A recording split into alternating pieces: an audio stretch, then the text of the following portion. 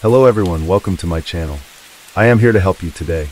I know you use this video to fall asleep, so before that, like the video and subscribe to the channel. Also, where are you from and what time are you watching? Now get comfortable and relax. Case 1. It was late at night on August 30th, 2003 in Las Cruces, New Mexico. A 22-year-old college student named Katie Sepik had just left a party. She was upset, walking home alone, and didn't have her keys. By the next morning, she had disappeared. Her phone and purse were found, even her shoes, but Katie was nowhere to be seen. At first, no one could imagine what had happened, but the truth that would come out in the weeks and months that followed shocked everyone, her family, her friends, and the entire community. This is Katie's story. Katie Sepik came into the world on December 26, 1980, in the quiet town of Carlsbad, New Mexico. She was the firstborn of Dave and Jean Sepik, growing up alongside her younger siblings, AJ and Carolyn. From early on, Katie stood out, not just as the eldest, but as someone with a strong presence. She had a natural ability to take charge, yet never lost sight of being warm and protective toward the people she loved. To her brother AJ, Katie was more than a sister. She was a confidant and a guardian. Beneath her commanding nature was a vibrant sense of humor. Friends often described her as the kind of person who could make you laugh until your stomach hurt, even if the joke was on her. She was quick-witted and self-deprecating, able to turn any awkward moment into something charming and funny. People were drawn to Katie. Her confidence, her charm, and her genuine spirit made her well-loved wherever she went. Katie was studying business administration at New Mexico State University, and it was a field that suited her perfectly. Smart, calm under pressure, and driven, she had all the qualities of a future leader. She lived in an apartment on the east side of Las Cruces, conveniently close to campus. To help with expenses, she also worked part-time at a buzzing Mexican restaurant that was popular with locals and students alike. Though she was steadily working toward her degree, Katie wasn't entirely sure what came next. Her mother, Jayan, once said Katie dreamed big. She wanted to leave her mark on the world, to make a real difference. She didn't have a clear path yet, but she knew she was meant for something extraordinary. At the time, Katie was in a relationship with Joe Bischoff, a fellow student studying biochemistry. The two were inseparable, deeply in love, and full of plans for the future. Joe even gave her a diamond ring, a promise for the life they envisioned together after graduation. After earning her bachelor's degree, Katie was planning to continue with a master's program, while Joe returned to his hometown of Gallup for a new job. They weren't broken up, just taking different steps forward in their lives, still committed, still making time for each other whenever possible. But the future Katie had envisioned never came. On the night of August 30th, 2003, during Labor Day weekend, Katie, Joe, and her roommate Tracy attended a college party in a neighborhood not far from Katie's apartment. The plan was simple: enjoy the night and crash at the house afterward. But by morning, things had taken a terrifying turn. Tracy woke up to find Katie gone. Her purse, keys, and phone were all still at the house. Joe was there, but Katie had vanished. The two friends began calling everyone they could think of. When no one had seen her, they contacted Katie's parents, who were just as confused and concerned. By August 31st, Katie was officially reported missing. That same day, a horrifying discovery was made. Local residents passing near an old landfill site in Las Cruces stumbled upon something in the dirt, what appeared to be a woman's body. Police were called immediately. The scene was gruesome. The woman had clearly endured a violent assault. Her clothes had been removed, and she bore injuries that suggested she fought hard to defend herself. There were burns on the body, hinting that the attacker may have tried to set her on fire. Detectives also found fresh tire tracks nearby, suggesting that the body had been transported and left there after the crime took place elsewhere. Although her identity hadn't yet been confirmed, the recent missing persons report gave detectives a strong suspicion. Katie's father, Dave, was brought in to identify the body, and to his heartbreak, it was Katie. Investigators turned their attention to the people closest to her, starting with Joe and Tracy. Joe explained that they'd been at the party together, but at some point, Katie disappeared. He assumed she had simply gone home early. Only the next morning, when she didn't show up or respond, did he realize something was wrong. Meanwhile, another team of officers checked out Katie's apartment. What they found raised even more questions. Just below her bedroom window, a pair of women's shoes lay haphazardly discarded. They were Katie's. Looking up, detectives saw that the window screen had been removed and tossed aside. Nothing appeared to be broken, but it was clear someone had tried to get in or out. This led them to a possible scenario. Katie may have returned home from the party, realized she didn't have her keys, and decided to climb through her bedroom window to get inside. But whatever happened after that remains unclear. At first, it seemed like Katie Sapich had simply gone home from the party, exhausted and not wanting to walk back later to grab her things. That's what her friends assumed, anyway. But while they believed she was safe at home, investigators were piecing together a much darker possibility, one where Katie was attacked after returning to her apartment. But by whom? Was it a random predator, or did someone close to her have something to do with it? And most puzzling of all, why did Katie suddenly leave the party? Detectives circled back to question her friends once more, hoping to close some of the gaps in their timeline. That's when they discovered the reason Katie left. She had caught Joe, her boyfriend, kissing another girl at the party. Katie had stormed off, hurt and furious. This discovery put a new spotlight on Joe, not just because of the betrayal, but because he hadn't mentioned any of it during his initial interviews. When he was first questioned, Joe claimed to have no idea why Katie left. Now it seemed he had been keeping a crucial part of the story to himself. Understandably, this raised serious red flags. Joe later admitted that Katie was upset with him and left the party because of what she saw. He added that he drove past her house afterward to check on her, and even tried calling her the next morning. But this only deepened the investigators' suspicions, because Joe knew Katie had left her phone behind at the party. Why would he call a phone he knew she couldn't answer? To the detectives, it seemed like Joe might be trying to craft a narrative, and they began considering the possibility that he was involved in Katie's death. But they needed proof, and that meant DNA. Katie's attacker had left behind biological evidence, including skin under her fingernails, and DNA was also found on her body.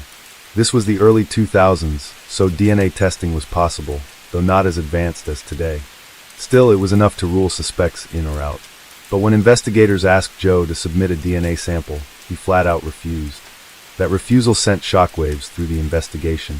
Katie's loved ones were devastated. Joe had been a part of their lives, someone they believed their daughter loved deeply. Now he was being uncooperative during the most crucial time. To Katie's family, it felt like betrayal on top of tragedy. Police were stuck. Their strongest lead was now stonewalling them. Without a DNA sample, they had no way to directly link or eliminate Joe as the suspect. In the meantime, they interviewed and tested every man who'd been close to Katie. But time after time, the DNA came back with no match. Joe remained under quiet surveillance, but he didn't do anything that screamed guilt. It left detectives frustrated and confused. Months passed. Then came a break. Investigators learned that Katie and Joe had been intimate on the night of the party. This led them to collect and test the bedding in Katie's apartment. Male DNA was found, presumably Joe's, but when it was compared to the DNA from the crime scene, there was no match. That was a huge moment. If the DNA on the bed belonged to Joe, then the DNA on Katie's body came from someone else. But to be certain, and to officially clear him, they needed Joe's DNA to compare directly. This time, Joe agreed. He finally submitted a sample, and when the results came back, it was confirmed. He wasn't the killer. Joe later explained his hesitation. He feared that since he and Katie had been physically close that night, his DNA might be misinterpreted and used against him. While his fear might have been valid, his silence cost the investigation valuable time. 3 whole months, in fact, during which Katie's case stalled. With Joe ruled out, detectives had to start over. Now, the working theory was that Katie's killer was a stranger. Using the DNA collected at the scene, investigators were able to extract a partial ethnic profile. It suggested the suspect was a Hispanic male, and the tire tracks near Katie's body? They were believed to come from a pickup truck. A Hispanic man, possibly driving a pickup. That was all they had to go on. Leads came and went. Every known offender in the region was investigated. Katie's parents even offered a $100,000 reward for information that could help solve the case. But nothing came up. Nothing stuck. The momentum of the investigation began to fade, and the weight of silence grew heavier for Katie's family. Katie's mother refused to let her daughter become another cold case. She fought hard to keep Katie's story alive, speaking out and pushing for answers. Still, days turned into weeks, then into years. Then, in December of 2006, a breakthrough came. A DNA match had finally been found. The DNA belonged to a 27-year-old man named Gabriel Avila. At the time of the match, Avila was already serving time in prison for aggravated burglary and assault. That conviction, committed just 3 months after Katie's murder, is what led to his DNA being uploaded to the system. In that case, Gabriel had broken into a home while armed with a knife, planning to rob and potentially harm the woman living there. What he didn't expect was that the woman had a roommate. Spooked by the unexpected presence, Avila fled the scene. He was arrested shortly after, but was released on bond and then vanished. For over a year, Gabriel remained in hiding. Eventually, authorities tracked him down, and he was convicted for the 2003 burglary attempt. He was sentenced to 9 years behind bars. Now, thanks to that conviction, police had a name tied to the DNA that had haunted them for years. Investigators immediately began building a case, digging into Gabriel Avila's background. They found out he had once been married, and they decided to speak with his ex-wife to learn more. That interview brought a chilling revelation. Back in 2003, Gabriel owned a pickup truck, the same type of vehicle suspected of being used to dump Katie's body. But what truly blew the case wide open was what Gabriel's ex-wife discovered in the truck's cup holder years earlier. A diamond ring. It wasn't just any ring. It was the same one Joe had given to Katie, a piece of jewelry she wore every single day. Her parents had even mentioned its absence when her body was found. For some reason, Gabriel had kept the ring. His ex-wife, believing he was cheating, had hung onto it as proof. What she didn't realize was that this ring would become the key piece of evidence linking Gabriel directly to Katie's murder. 3 years later, she still had the ring. She handed it over to detectives, who now had a physical item stolen from Katie, one that had stayed in the killer's possession all this time. With this new evidence, police headed to the prison to confront Gabriel. At first, he denied everything. He claimed not to know Katie. But the moment they placed the ring in front of him, his entire demeanor shifted. The facade crumbled. Gabriel Avila confessed. He told investigators he had never met Katie before that night. He had been driving around Las Cruces in his pickup truck when he nearly hit a young woman walking along the road. Katie. He offered her a ride home, but she declined and kept walking. That should have been the end of it, but instead, something dark inside Gabriel took over. He followed her. Katie had forgotten her keys and was trying to get back into her apartment by climbing through her bedroom window. That's when Gabriel attacked. He crept up behind her and dragged her to the ground. Katie fought back with everything she had, even scratching him in the struggle. But he was stronger. He overpowered her, sexually assaulted her, and then took her life. When asked why he didn't walk away after the assault, Gabriel said he was afraid Katie would report him. Afterward, he loaded Katie's body into his truck and drove to the landfill, where he tried to destroy all evidence by setting the scene on fire. But the fire didn't burn long enough or hot enough. Whether it was the wind or insufficient fuel, the flames died out and left behind the very evidence that would one day catch him. In December 2006, Gabriel Avila was officially charged with the assault and murder of Katie Sepich. He pled guilty. The court sentenced him to 69 years in prison, on top of the 9 years he was already serving. For Katie's loved ones, the news brought a mixture of relief and heartache. The person responsible was finally behind bars, but it had taken 3 agonizing years. And during that time, he had attempted another violent crime. Her family wasn't content to let that be the end of it. They turned their grief into action. Katie's parents began pushing for change. They advocated for legislation that would ensure that DNA is collected at the time of arrest for violent crimes, not after conviction. Their efforts led to the creation of the Katie Sepich Enhanced DNA Collection Act of 2010, better known as Katie's Law. This legislation aimed to empower law enforcement by using DNA technology earlier in the process. It allowed DNA to be collected from individuals arrested for serious crimes like murder, assault, abduction, and stalking. The goal was clear: catch dangerous individuals before they could harm anyone else. In a way, Katie did change the world, just not in the way anyone could have imagined. Her story inspired a national movement and helped bring about a powerful legal tool that continues to bring justice to families across the country. Katie's absence is felt deeply by those who loved her. Her smile, her spark, and her dreams live on in their hearts. And while no sentence could ever erase their pain, the Sepich family finds comfort in knowing that their daughter's legacy is protecting others and that she will never be forgotten. Katie had her entire life ahead of her, one filled with potential, ambition, and love. But in a single moment, a complete stranger took that all away. What remains is a story that is both heartbreaking and inspiring.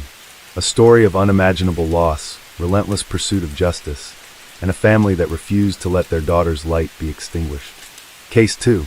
It was a normal Saturday morning in Bethesda, Maryland, when the manager of a Lululemon store showed up to open for the day. But the moment she walked inside, she knew something was wrong. The store was a mess, clothes everywhere, mannequins knocked over, and the floor had blood on it. As she stood there in shock, she heard something, a soft moan coming from the back. What she found next would leave everyone speechless. 2 employees had been inside the store the night before.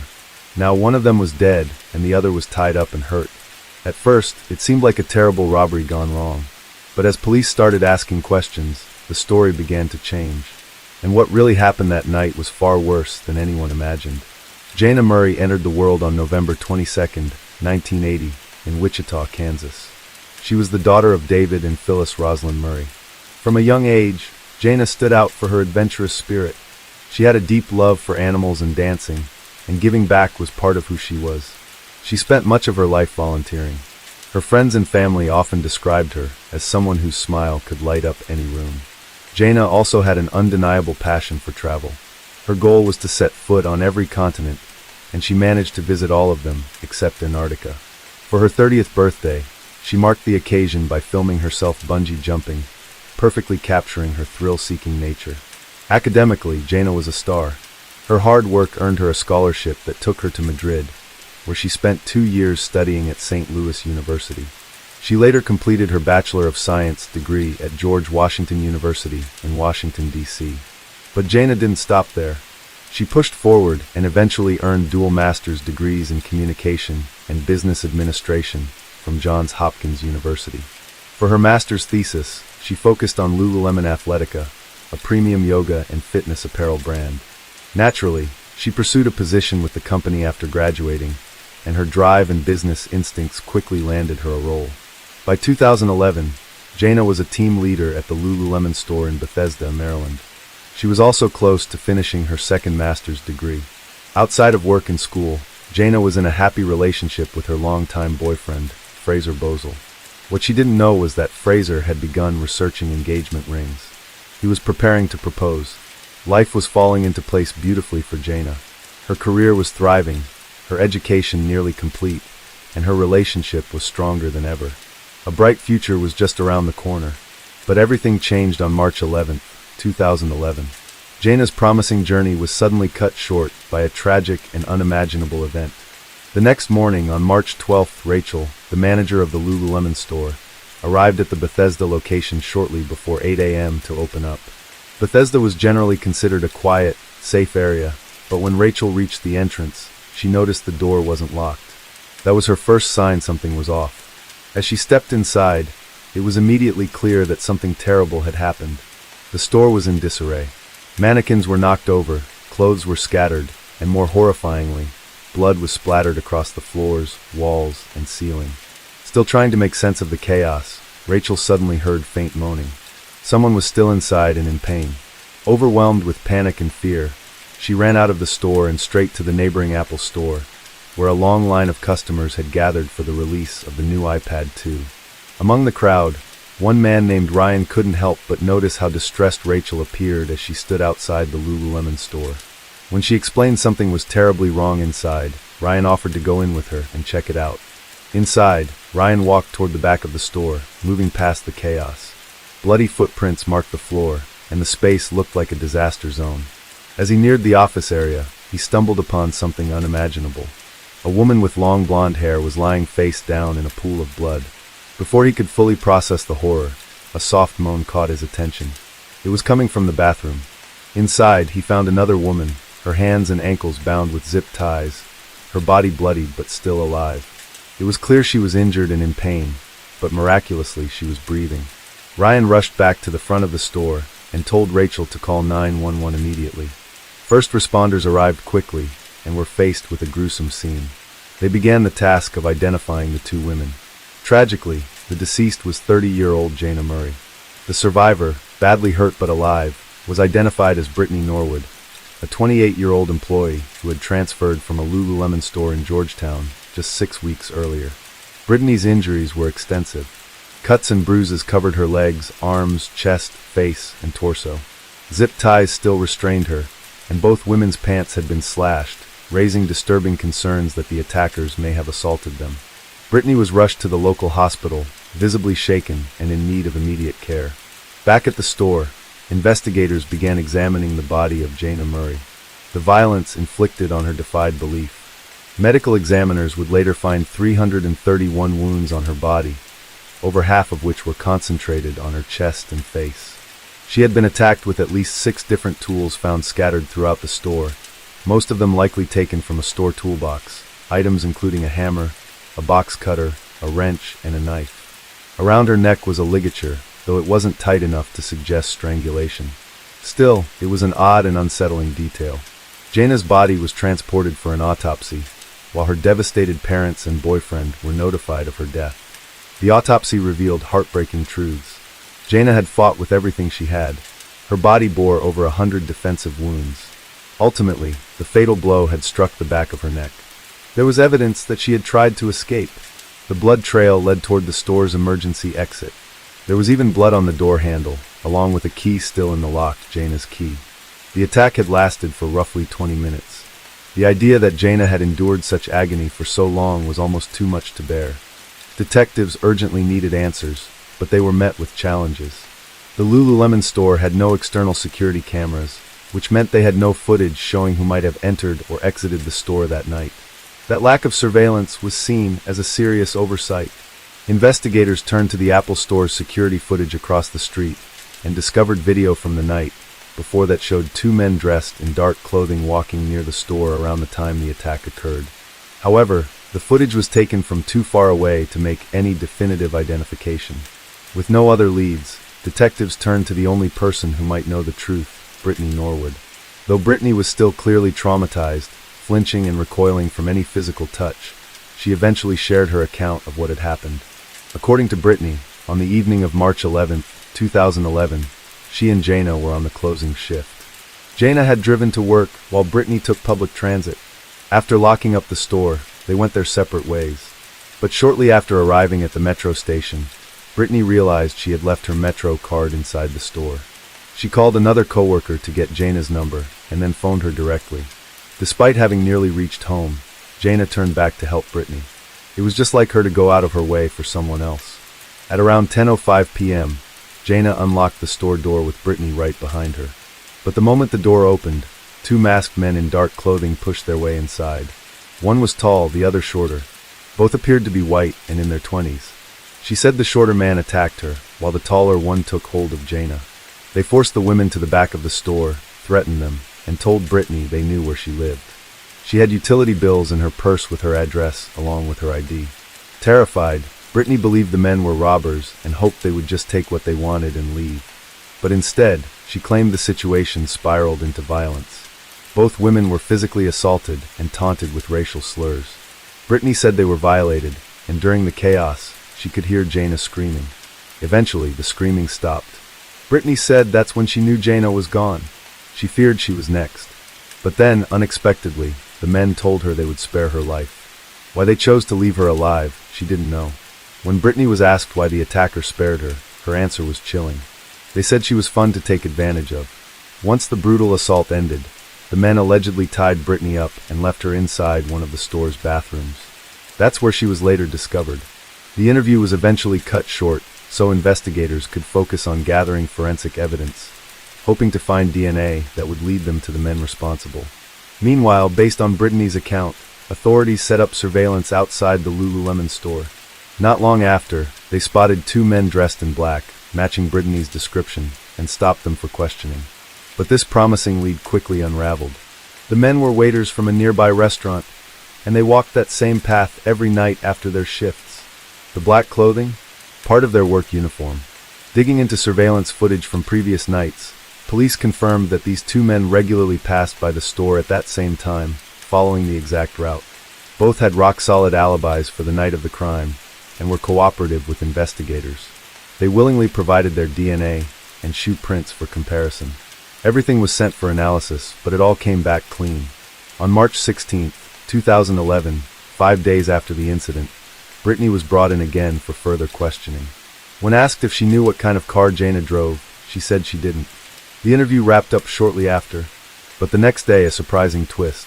Brittany's siblings contacted the police and said she had something else to share. They explained that she was afraid to come forward on her own, fearful that the attackers might return and hurt her if she said too much. So, on March 18th, Brittany sat down with detectives for a third interview. This time, she admitted that she actually did know what Jana's car looked like because the attackers had made her move it. According to Brittany, the men forced her to drive Jana's car away from the store before they assaulted her. They told her she was being watched and threatened to kill her if she tried anything or didn't return right away. While moving the car, she noticed a police officer nearby, but didn't approach him, fearing for her life. Yet, despite this explanation, the police began to suspect that Brittany wasn't being fully honest. One major inconsistency involved her earlier claims that both she and Jana had been sexually assaulted. Their pants had been sliced, seemingly supporting that story. But 6 days into the investigation, forensic testing told a different tale. The results were shocking. There was no evidence of sexual assault. In fact, the only DNA present at the scene belonged to Jana and Brittany. No trace of any male DNA anywhere.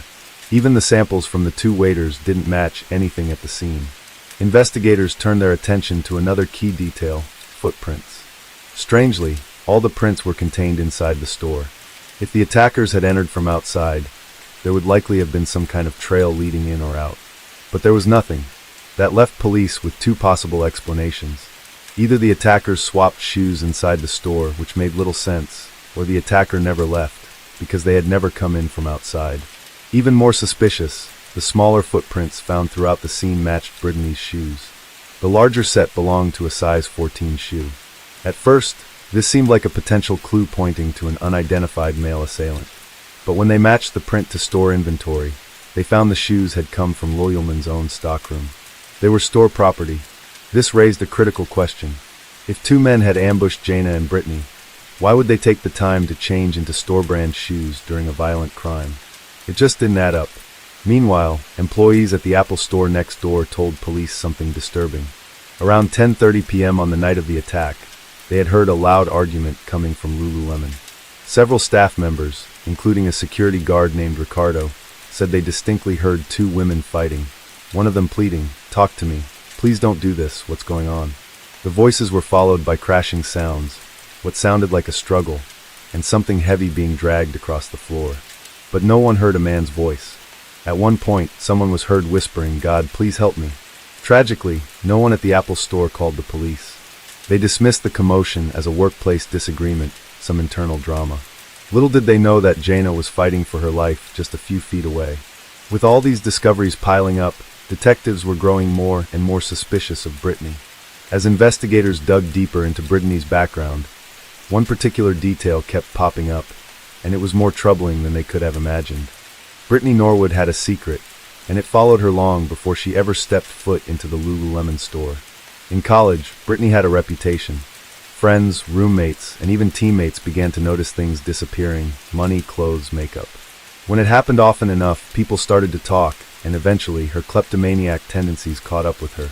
Reports were filed, and as a result, Brittany lost her scholarship and was expelled from school. By 2007, Brittany had relocated to Maryland and started working at a hotel. She quickly rose to a managerial role, but history repeated itself. When coworkers discovered that Brittany had been stealing from them, she was fired. Despite her rocky past, Brittany still had ambitions. She dreamed of becoming a personal trainer and eventually opening her own fitness center. Her job at Lululemon wasn't meant to be permanent. It was supposed to be a stepping stone toward a bigger goal. Jana Murray and Brittany weren't particularly close. They worked side by side, were friendly enough, but there wasn't much beyond that. Nothing suggested there was bad blood between them. So what triggered the horrifying events of March 11, 2011?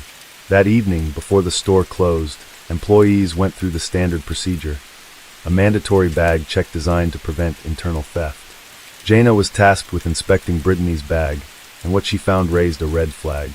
A pair of Lululemon leggings with the tag still attached sat inside. Jana didn't confront Brittany directly, but she contacted their manager and reported the incident. The manager told Jana she would handle it in the morning. Somehow Brittany found out. Later that night, after the store had closed and the employees had gone home, Brittany contacted Jana. She claimed she had left her Metro card at the store and needed help retrieving it. Jaina, being the kind and helpful person she was, agreed to return. What happened next is believed to have been a confrontation. Brittany possibly begging Jaina not to report her, hoping to avoid yet another firing. But when Jaina stood firm, refusing to back down, the situation turned volatile. Investigators believe Brittany attacked Jaina with store tools, items like a wrench, a hammer, a box cutter. As Jaina fought desperately to escape, trying to reason with Brittany, the assault escalated to a level of unimaginable brutality. After taking Jaina's life, Brittany moved her car to a different location to buy time and cover her tracks. A witness later reported seeing Brittany in the vehicle, and nearly 90 minutes later, she was still sitting there, possibly formulating the story she would tell next. Brittany returned to the store, put on size 14 shoes found on site, and staged the scene to look like a robbery gone wrong. She trashed the space, took cash from the registers, and then inflicted minor injuries on herself before zip-tying her own wrists and ankles. She placed herself in the bathroom and waited until morning, when coworkers discovered the horrifying scene. All of it a chillingly calculated attempt to divert suspicion. Jaina lost her life over a pair of stolen leggings. On March 18, 2011, exactly 1 week after the crime, Brittany Norwood was arrested. Prosecutors faced a challenge. They had to prove that this wasn't a spontaneous act of violence, but a premeditated murder. If they succeeded, Brittany would receive life without parole. Her defense team, however, aimed for a lesser charge, second-degree murder, arguing that she had snapped in the heat of the moment. The trial began in October 2011. The lead prosecutor, John McCarthy, painted Brittany as a manipulative woman and a compulsive liar. He laid out overwhelming forensic evidence and highlighted the inconsistencies in her story to prove that Brittany had planned the attack. Meanwhile, the defense admitted Brittany had killed Jaina, but argued that it was not pre-planned. They said it was a tragic case of a young woman who panicked and lost control, but the details told a different story. Jaina didn't die quickly. She fought hard, left behind a trail of blood, tried to escape, and endured a 20-minute-long attack. She was conscious through most of it. That kind of prolonged violence made it clear this wasn't impulsive. It was deliberate. The jury didn't need long to reach a decision.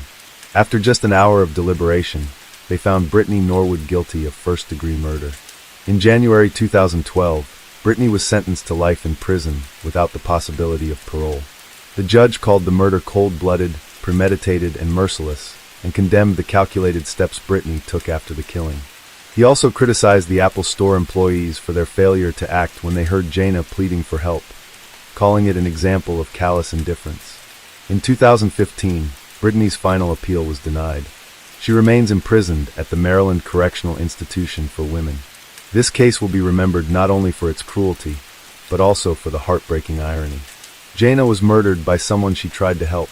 All she did was tell the truth, and for that, she paid the ultimate price. Case 3. On a summer evening in July 2011, Laura Ackerson got into her car and drove toward Raleigh, North Carolina. She was going to pick up her kids from her ex, Grant Hayes. It was supposed to be a quick visit, just like many others before. But this time, Laura didn't come back. At first, her friends weren't too worried. Maybe she got delayed. Maybe her phone died. But when days went by with no word from her, they knew something was wrong. Behind the scenes, something terrible had already happened. Police would later find an apartment that smelled strongly of bleach. Items were missing. A strange letter appeared, and Grant and his new wife were suddenly on the move. So what really happened to Laura that night? And why did this loving mom, who only wanted to see her kids, end up at the center of such a dark and shocking mystery? This is the heartbreaking story of Laura Ackerson. Laura Ackerson entered the world on April 30th, 1984, born to Roger and Brenda Ackerson. From the start, Laura radiated joy, a bright, bubbly child with a warm and lively spirit. She spent her early years attending Grace Fellowship Church with her family, where she quickly became known for her sweet nature and gentle heart. While details about her early childhood remain scarce, everything changed for Laura in 1996. That year marked the collapse of what once seemed like a picture-perfect family. Her parents' constant fighting eventually led to divorce when Laura was just 12. The split hit her hard and left emotional scars that would linger. After the separation, Brenda took Laura and moved to Iowa. Laura later pursued graphic design at Kirkwood Community College, drawn by a natural flair for creativity. She had an instinct for art. Color, composition, and visual storytelling were second nature to her. Eventually, Laura relocated to Kingston, North Carolina, hoping for a fresh beginning. There, she attended a real estate school and found work in marketing and design. She also built a circle of close friends in nearby Raleigh. Having moved around so much growing up, Laura had never had a stable friend group. Finally, she felt like she belonged. In March 2007, while dining at a local restaurant, Laura met a man named Grant Hayes. Interestingly, they shared a birthday, April 30th, which sparked an immediate connection. Born in 1979 in Raleigh, Grant had a musical streak and a strong religious upbringing. He gained local recognition as a performer, playing small venues and bars, and had a magnetic personality that drew people in. Years before meeting Laura, Grant had married a woman named Emily Lovers, whom he'd fallen for soon after high school graduation. That relationship burned fast and bright, and then fizzled out. Their divorce left a deep mark on Grant, who had written love songs inspired by her. With the end of that marriage came a decline in his mental health. He was later diagnosed with bipolar disorder and depression, and prescribed powerful medications like lithium. But instead of sticking with treatment, Grant began self-medicating with alcohol and harder substances. As time passed, Grant's behavior grew more erratic. He dabbled in synthetic hallucinogens, which only amplified his worst traits: narcissism, paranoia, and aggression. He started having bizarre delusions, believing aliens controlled the government, and that he was a chosen one destined to survive the apocalypse by finding a spaceship. He even rejected modern medicine, including vaccines, convinced they were harmful. Despite his deteriorating mental state, Grant's music career was still afloat. He was booking regular gigs, and that's around the time Laura came into his life. To outsiders, Grant might have looked like a rising star, but behind closed doors, his relationship with Laura quickly became toxic. He was controlling, physically and emotionally abusive, and chronically unfaithful.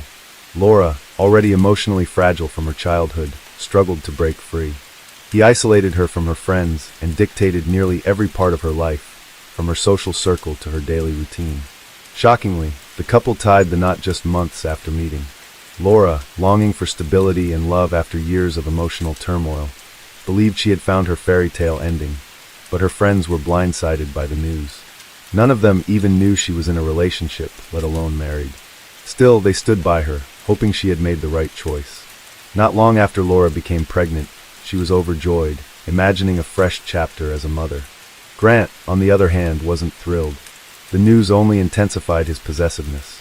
When their son, Grant Jr., was born 9 months later, Laura poured every bit of love she had into him.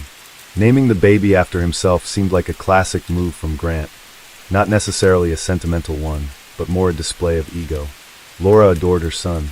Meanwhile, Grant was still chasing gigs, cheating, and indulging in drugs, showing little interest in fatherhood. Eventually, he was offered a job in the Virgin Islands. He took it without hesitation, leaving Laura and their newborn behind in North Carolina. Whether or not he was actually working out there is unclear, but one thing's for sure, he wasn't alone.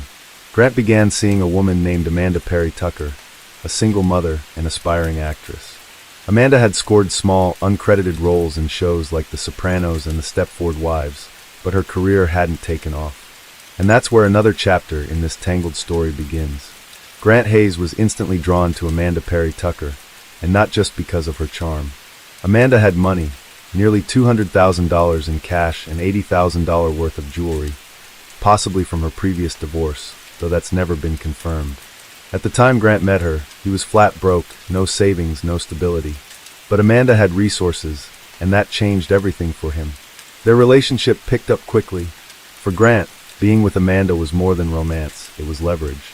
He flaunted the affair, making no effort to hide it from Laura. In fact, he used it as a weapon, taunting and ridiculing her at every opportunity. But then Laura did something Grant never saw coming. She'd had enough. After years of enduring his manipulation, betrayal, and cruelty, Laura finally stood up and said she was leaving him for good. Surprisingly, even people close to Grant supported her decision. His own family, along with his ex-wife Emily, encouraged Laura to walk away, fully aware of how toxic Grant really was. But then came a twist. Laura discovered she was pregnant again. Despite everything Grant had put her through, she gave him yet another chance, though by now it was more like chance number 10. That decision spoke volumes about how deeply Laura loved her children. She was willing to endure emotional hardship just to try and keep her family intact, likely driven by the pain of her own parents' divorce. Trying to make things work, Laura packed up her life and moved to the Virgin Islands with her son Grant Jr., hoping proximity might help fix things. But Grant didn't see her arrival as a loving gesture. To him, it was an inconvenience. With Laura around, he couldn't keep living a double life under her nose. Eventually, Laura gave birth to her second son. Sadly, the baby faced serious health issues right from the start, and the family needed better access to medical care. So they relocated back to North Carolina. Grant was furious about the move. He blamed Laura and the kids for dragging him away from potential opportunities in the Virgin Islands. Meanwhile, Amanda remained in the picture, now living in New York, and urged Grant to explore opportunities in the entertainment industry there. But Grant didn't go to New York for work. He went to be with Amanda, and he loved it. He was finally close to her, away from his responsibilities, and immersed in a city full of distractions. Eventually, he reached out to Laura with a surprising request. He asked if he could take Grant Jr. for a diaper modeling photo shoot, promising he'd bring him right back. Laura hesitated but agreed. She wanted her kids to know their father, despite everything. What she didn't know was that Grant had a completely different plan. When he didn't return their son as promised, Laura turned to Facebook for clues, and what she found shattered her. Grant had secretly married Amanda in New York and was now living with her. Along with Grant Jr., Laura was devastated. But the nightmare wasn't over. When she called to confront him, Grant dropped another bombshell, one that would flip her world upside down. According to him, their marriage had never been legal in the first place. Desperate for answers, Laura checked the marriage certificate, and there it was. Grant's signature was missing. Their union had never been legally binding. Then came the most gut-wrenching part. Grant and Amanda had filed for emergency custody of Grant Jr. and won. Because there was no formal custody agreement, and because Laura had no job or stable housing at the time, the court sided with Grant. He showed up to the hearings alone and claimed Laura was unfit. The court ruled in his favor, without ever hearing her side of the story. She went back to court and presented strong evidence showing Grant's abusive behavior and unstable mental health. Her determination forced the court to order psychological evaluations for both parents. In the meantime, Laura was allowed to speak with her sons daily and see them on weekends. But even then, Grant and Amanda, now pregnant with his child, found ways to make those moments unbearable. They interrupted phone calls, limited her access to the boys, and did everything possible to keep Laura at a distance. Still, Laura held on. And then came the psych evaluation. Grant failed it badly. The report noted that he had no real connection with his kids. The children were more comfortable, more at ease, and visibly happier with Laura. She, on the other hand, was described as a devoted and nurturing mother. Someone who put her children first, no matter the cost. The court took this seriously and ordered a more in-depth evaluation of Grant. Around the same time, Amanda gave birth to a baby girl, Lillian, on June 9, 2011. Following an intense custody battle, the court ruled in favor of a rotating 3-2 schedule between Laura and Grant, alternating 3 days with one parent, then 2 with the other. But by this point, Grant was barely holding himself together, his temper was worsening, and it was clear something was boiling beneath the surface. Then came the moment everything fell apart. On July 13, 2011, Laura had plans to meet her close friend and business partner, Chavin, later that evening. But she never showed up, and she never called. At first, Chavin didn't panic. Laura had mentioned earlier she needed to stop by Grant's place to pick up her boys. Her last known communication was a text she sent to Grant, letting him know she was on her way. He never replied. Days passed with no word, no calls, no texts, nothing. By July 18th, after 5 days of total silence, 27-year-old Laura Ackerson was officially reported missing by loved ones. Police acted fast. They searched her apartment, which looked completely normal. No sign of a struggle, nothing out of place. Surveillance footage showed her leaving the building, but never coming back. Their next stop was Grant and Amanda's apartment. Officers arrived with a search warrant and immediately sensed something was off. The couple wasn't home, but what was inside the apartment raised every red flag imaginable. The scent of bleach hit them like a wall. The space had been scrubbed top to bottom, suspiciously spotless. A few things were conspicuously missing. A shower curtain, a vacuum cleaner, several rugs. Patches on the floor were discolored, clearly scrubbed with harsh chemicals.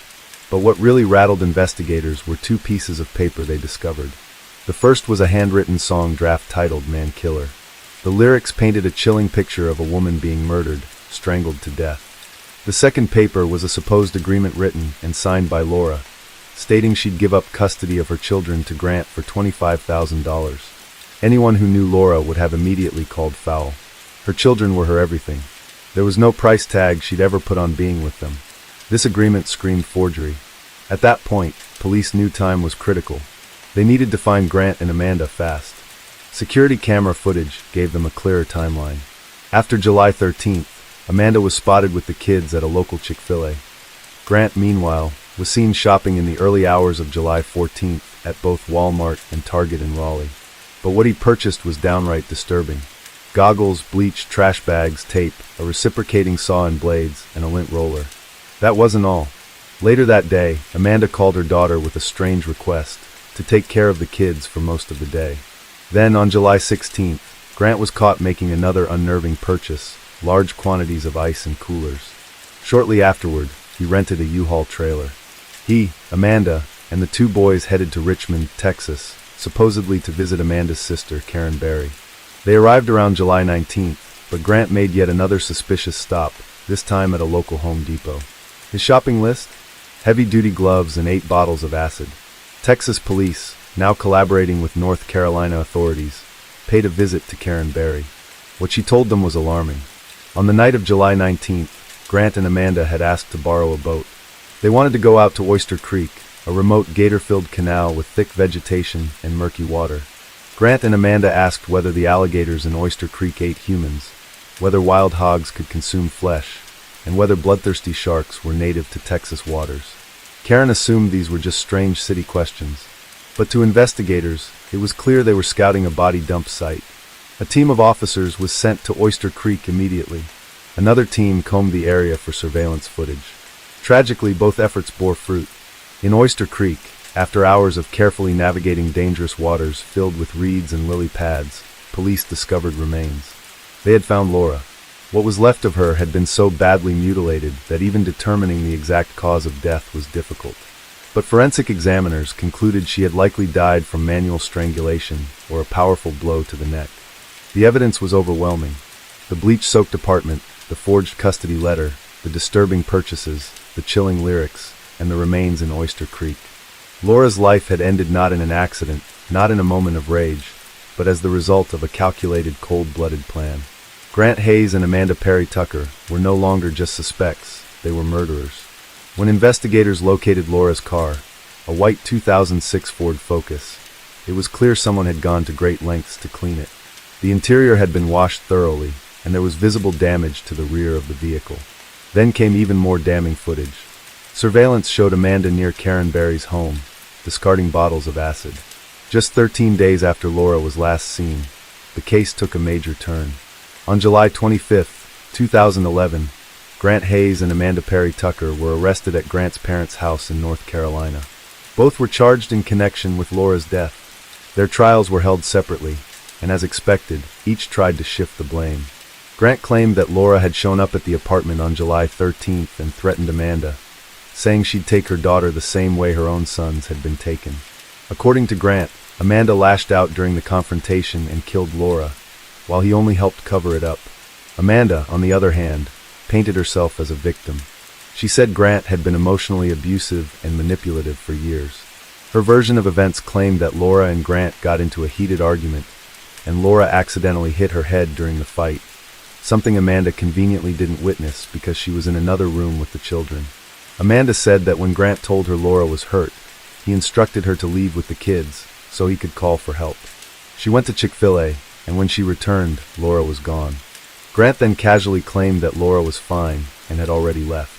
It wasn't until they were in Texas, she said, that Grant confessed what had really happened, and then threatened her into helping him hide the truth. Despite their stories, the mountain of evidence said otherwise.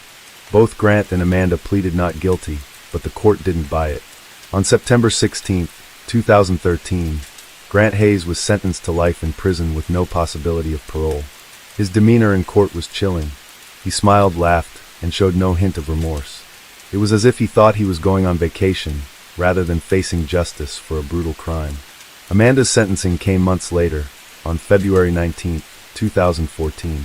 She received a sentence of 13 to 16 years. During sentencing, the judge shared his perspective plainly. He believed Amanda could have stopped what happened to Laura. Instead, she chose to be a participant. She may have expressed remorse in court, but many questioned whether it was genuine or just another performance. But that wasn't the end for Amanda. Texas authorities charged her separately for tampering with evidence, and she was hit with an additional 20-year sentence. As for how this horrifying crime actually unfolded, investigators believe Grant lured Laura to his apartment under false pretenses. She was told she'd be able to see her boys, maybe even take them home. Grant may have even lied and said he was ready to give her full custody. That's the only explanation for why Laura would travel all the way from Kingston to Raleigh alone, especially when her friends had warned her never to meet Grant without backup. Tragically, Laura walked straight into a trap. One theory suggests that once she arrived, Grant and Amanda forced her to write and sign the so-called custody letter, threatening her with the loss of her children if she didn't comply. Then she was attacked, either strangled or struck with a fatal blow. It was cold, calculated, and devastatingly cruel. Why? Likely because Grant wanted Laura gone for good, out of the picture, so he could continue his life with Amanda, free of custody battles and court hearings. But the ultimate irony? Amanda and Grant divorced just a year later, in October 2014. Everything he did, all the lies, the violence, the destruction, ended in nothing. Today, Laura's two sons, along with Amanda's daughter Lillian, are in the care of Grant's parents. Thankfully, they are loving and nurturing, the exact opposite of their father. But it's heartbreaking to think of the childhood these boys lost, growing up without their mother because of their father's selfishness. Laura Ackerson was a vibrant, loving, creative woman, a devoted mother, a loyal friend, and a daughter who deserved so much more. Her death was the result of manipulation, control, and cruelty at its worst. And it's a powerful reminder of the importance of knowing your worth, setting boundaries, and walking away from those who mean you harm, no matter how much love you think you have to give. Laura didn't get the chance to start fresh, but maybe her story will help someone else realize it's never too late to choose yourself. Case 4. It started off like a normal night. Patrick Sean Betts, an 11-year-old boy from Upland, California, was out with his mom and sister at their favorite pizza place. He was happy, laughing, and doing what most kids loved to do in the 80s, playing arcade games and eating pizza. At one point, Patrick asked his mom for some change and went off to play in the back arcade. Nothing seemed out of the ordinary, but then something happened. Patrick walked out of that pizza place and never came home. What really happened that night? Why did it take so long for anyone to start looking for him? And how could a case with so many strange twists go unnoticed for so long? Patrick Sean Betts was born on June 21, 1976, to Dennis and Barbara Betts, longtime residents of Upland, California. He grew up surrounded by sunshine, skateboards, and the kind of freedom that only kids in the 80s truly understood. Patrick went to Vista Elementary, and from an early age, it was clear that he had a big personality packed into a small frame. His mom, Barbara, described him as cheerful and easygoing, while his friends saw someone a little more layered, playful and street smart. A kid who didn't fall for nonsense but still had a sparkle in his eye. He was polite, helpful, and had a natural curiosity, often spending time at the local radio shack where he liked to hang out. His humor was sharp for his age, the kind that made people laugh and want to be around him. One of the closest people in Patrick's life was Kevin, his best friend who lived just across the street. Kevin had some health issues that kept him homebound, and not many kids made the effort to connect with him, but Patrick did, wholeheartedly. The two became inseparable, their friendship rooted in trust and genuine kindness. Like many kids of the time, Patrick loved video games, baseball, and skateboarding. His bond with Kevin deepened his love for baseball, especially since Kevin's dad coached the local Little League team. At night, Patrick couldn't sleep without his favorite blanket, a soft, comforting item that, for him, meant security and home. Then came January 20th, 1988, a day no one in the Betts family would ever forget. It started off as nothing out of the ordinary. Patrick, his mom Barbara, and his older sister Pamela were enjoying an evening at Pizza Chalet, a popular family spot in Upland with a built-in arcade. Patrick, as usual, made a beeline for the games after asking his mom for some quarters. He had recently become friends with the son of the restaurant's owner, and the two would spend hours playing together there. Although Barbara didn't know this new friend very well, she felt comfortable enough to let Patrick go play. Later that evening, Patrick came back to his mom to ask if he could go to a basketball game at Upland High with his friend. Thinking the game was nearby and trusting her son's judgment, Barbara gave him the okay. As Patrick walked out the door, he turned and asked her to save him a slice of pizza. It was a casual moment, something any parent would hear and smile at, but tragically, it would be the last time Barbara ever saw her son. The game they had wanted to watch was actually in Chino, nearly 8 miles away, a fact that the boys hadn't realized. Disappointed, they returned to Pizza Chalet and passed the time by going back to the arcade. Patrick was last seen around 9 p.m. playing video games there. After that, he said he was heading home, but he never made it. That night, his family waited anxiously, watching the door, hoping he'd walk in, maybe a little embarrassed for being late. But hours passed. Then the entire night, when the sun rose, it brought only dread. Patrick was missing. One would assume the local police would launch a thorough investigation immediately, but that wasn't what happened. Instead, Upland authorities quickly brushed it off, suggesting that Patrick had simply run away. They told his devastated family he'd be back once he got hungry. This theory seemed absurd to Barbara and Dennis. Yes, Patrick had been involved in a minor school altercation shortly before his disappearance, and there was a scheduled juvenile court date coming up, but he wasn't anxious about it. He hadn't expressed any desire to run, and nothing in his behavior indicated he planned to. In fact, his favorite blanket, his nighttime must-have, was still in his room. His clothes, his belongings, everything was untouched. If Patrick had truly run away, wouldn't he have taken something with him?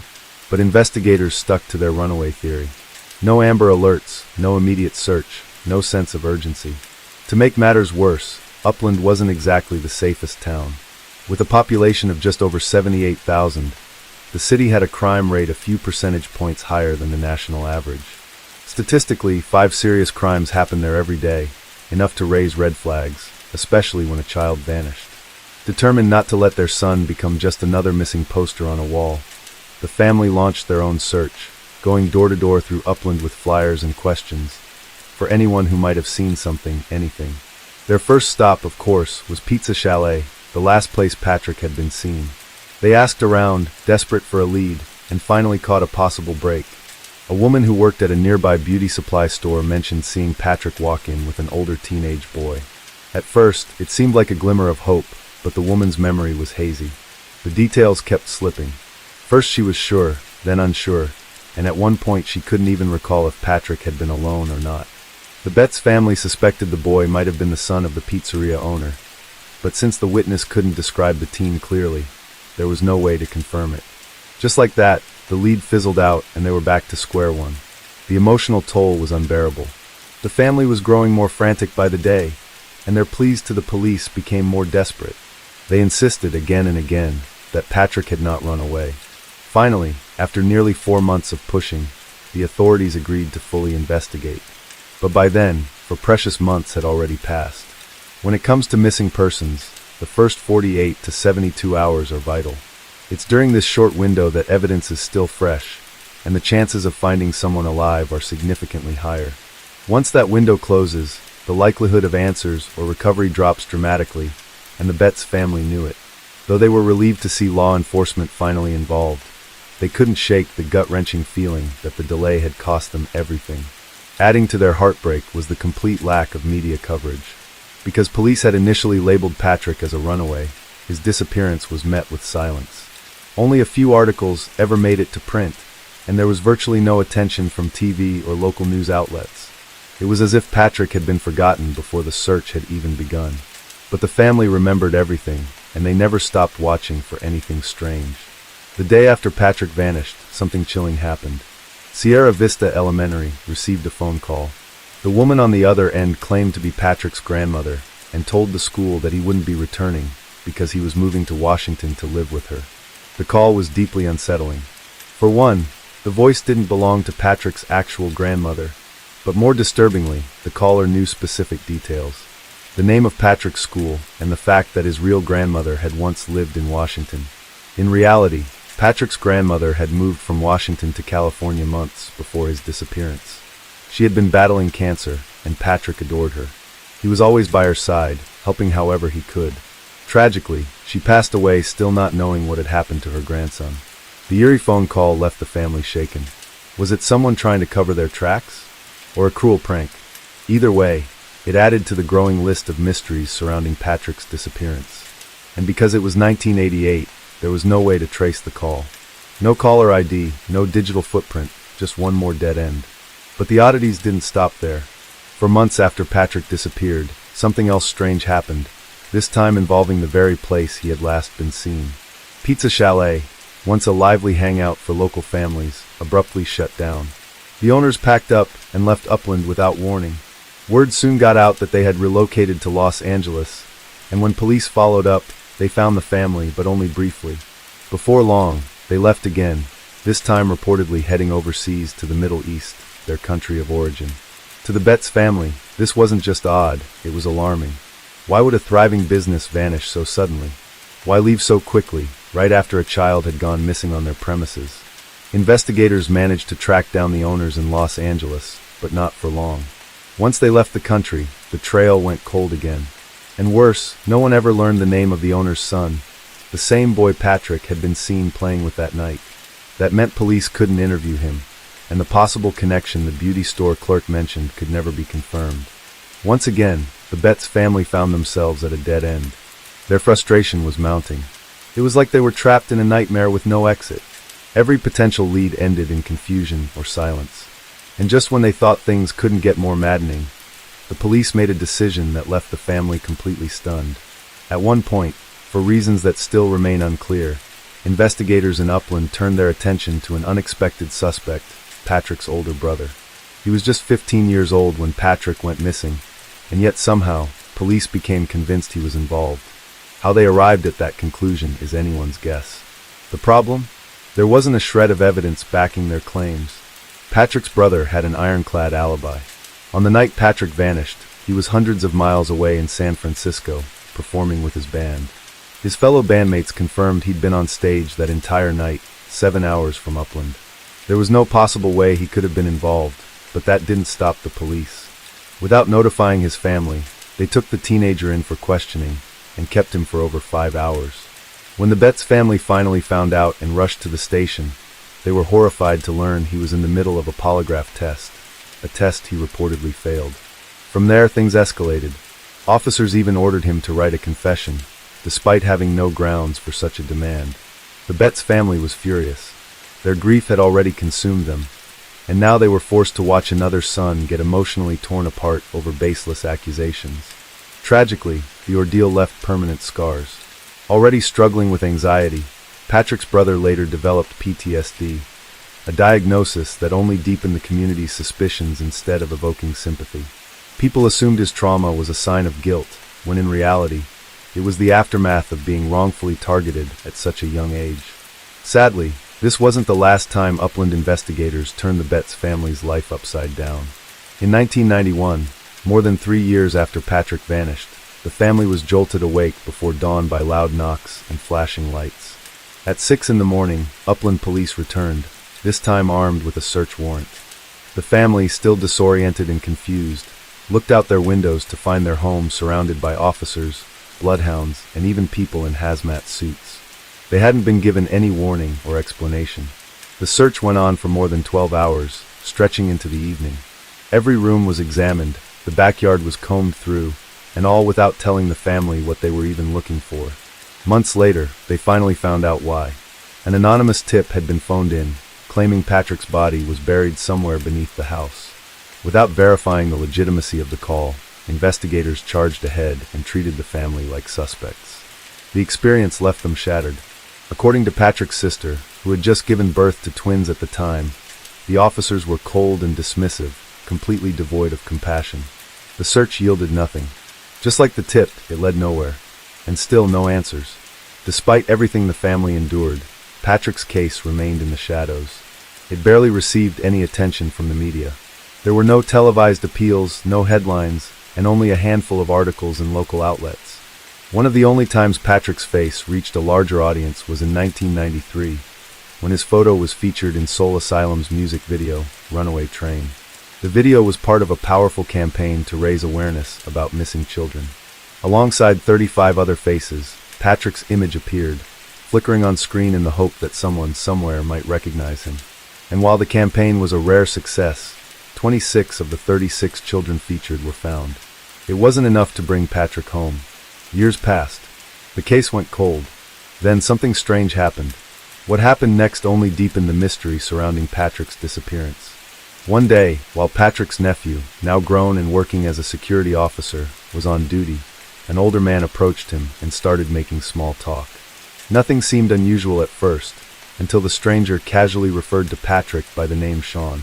That was the name Patrick's friends and family always used, his middle name, the one rarely mentioned in public. The nephew had never shared that detail. What followed was even more disturbing. The man began talking about Patrick's case with surprising familiarity, as if he had followed it for years.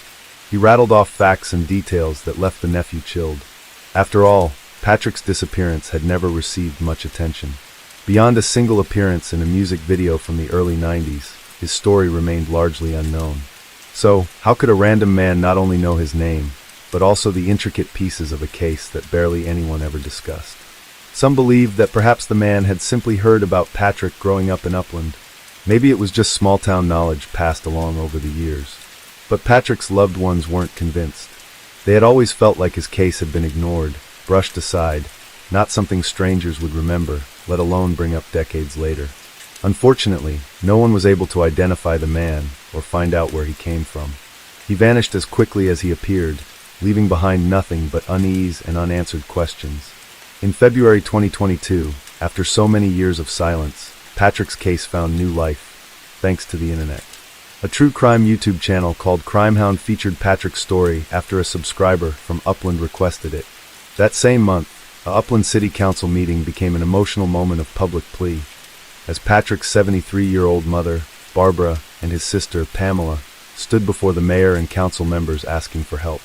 Stephen was also present and shared Patrick's story with the officials, hoping it would finally lead to answers. During that meeting, Barbara revealed something heartbreaking. Her husband, Dennis, Patrick's father, had passed away back in 2009 without ever knowing what happened to his son. Her voice trembled with grief as she explained that while she no longer believed Patrick was alive, she still clung to one final wish, to bring him home, even if it was only to lay him to rest. After more than 3 decades, her pain had not faded. It had simply settled deeper. Pamela, too, made a powerful demand. She urged law enforcement to use modern investigative tools, DNA profiling, forensic databases, anything available now that hadn't existed back then. Technology had evolved, she argued, and so had the chances of solving cold cases. But investigators hit the same wall they always had. Without a suspect or even a person of interest, they had no one from whom to collect DNA. Still, something had shifted. After years of stagnation, new eyes were finally looking at the case. Detectives began re-examining witness statements and reviewing possible leads. While no major breakthroughs had come yet, the renewed attention offered something the Betts family hadn't felt in years: hope. Sadly, Barbara's health was beginning to decline. Pamela expressed that they were now racing against time, not just to solve the mystery, but to give her mother the closure she had waited far too long for. Patrick would be 48 years old today. The idea that he might still be alive seems more and more unlikely. And yet, the thought that he may have been kidnapped and raised by someone else still lingers in the background. If he were out there, wouldn't he have come forward by now? Still, hope doesn't fade easily. Even if Patrick is no longer alive, the Betts family simply wants the truth. They want to know what happened. They want justice. They want peace. America, don't miss out.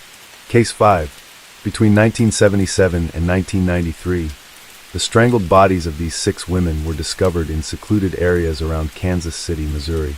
But before you start thinking this is about Henry Wallace, the Charlotte Strangler, or Anthony Sowell, the Cleveland Strangler, which we've already covered, this is a completely different case. It remained a mystery for decades, until DNA advancements finally exposed the truth. And unlike the others, this killer managed to escape justice for decades, only to keep insisting he's innocent even after being directly linked to his victims. In fact, here's what he had to say. Because you believe you're an innocent man. No, I don't believe it. I know I am. Okay. And here's what his peers have to say about him. He was always eager to help or happy to help, and he never complained. He just did his job and did it with a smile. We've heard it time and time again. People who seem harmless, the kind you'd never suspect, turning out to be cold-blooded serial killers. And after covering so many cases, one thing stands out. Most of these killers targeted vulnerable women. Why? Because even back then, they knew the harsh truth that if a woman went missing, the cops wouldn't care. In this case, it's a chilling example of exactly that. It all started with Stacy L. Swafford, a 17-year-old girl who had run away from home and was trying to survive on the streets of Kansas City. Her body was found on April 17, 1977, face down in a vacant lot. An autopsy confirmed she had been strangled. Her mother, Georgine Swafford, never recovered from the loss and eventually passed away from alcohol poisoning, holding on to the belief that she would see her daughter again in heaven. Then came Gwendolyn Kazim, the youngest of the victims. Just 15 years old, she was found on January 23, 1980. Her body left behind a building with wire wrapped around her neck and wrists. She had been working as a prostitute, and her father had reported her missing only a day before, though he hadn't seen her for over a week. Her death, like the others, was ruled as strangulation. Margaret J. Miller, another 17-year-old girl, was found on May 9, 1982, in an open field by a teenage boy walking to his grandmother's house. She had been working on Troost Avenue, and when police found her, some of her belongings were missing. The cause of death? Strangulation. Catherine M. Berry was different. She wasn't a prostitute, but a woman struggling with mental illness after the birth of her third child. She lived on the streets, accepting rides from strangers. On March 14, 1986, her body was discovered in an abandoned building, covered with leaves, a nylon stocking around her neck. She too had been strangled. Naomi Kelly was a 23-year-old single mother trying to turn her life around. She had been studying business and raising 2 children, but on August 16, 1986, she was found in a rundown park, a towel tied around her neck and face. Her autopsy confirmed strangulation. Debbie Blevins, 32, was found naked except for pink socks on November 27, 1986. Her body had been dumped in front of a church after she had fallen into drug addiction. She left behind a 9-year-old daughter. The cause of death? Strangulation. And Barnes was 36 when her body was discovered near downtown Kansas City on April 17, 1987, exactly 10 years after Stacy L. Swafford was found. She had worked as a housekeeper and exotic dancer, but also engaged in prostitution. Like the others, she had been strangled. Kelly A. Ford was only 20 when she was found in Roanoke Park on June 9, 1987. She had moved to Kansas City after high school, hoping for a better life, but she too was strangled and left behind. Angela M. Mayhew, 19, was discovered face down on the side of the road on September 12, 1987.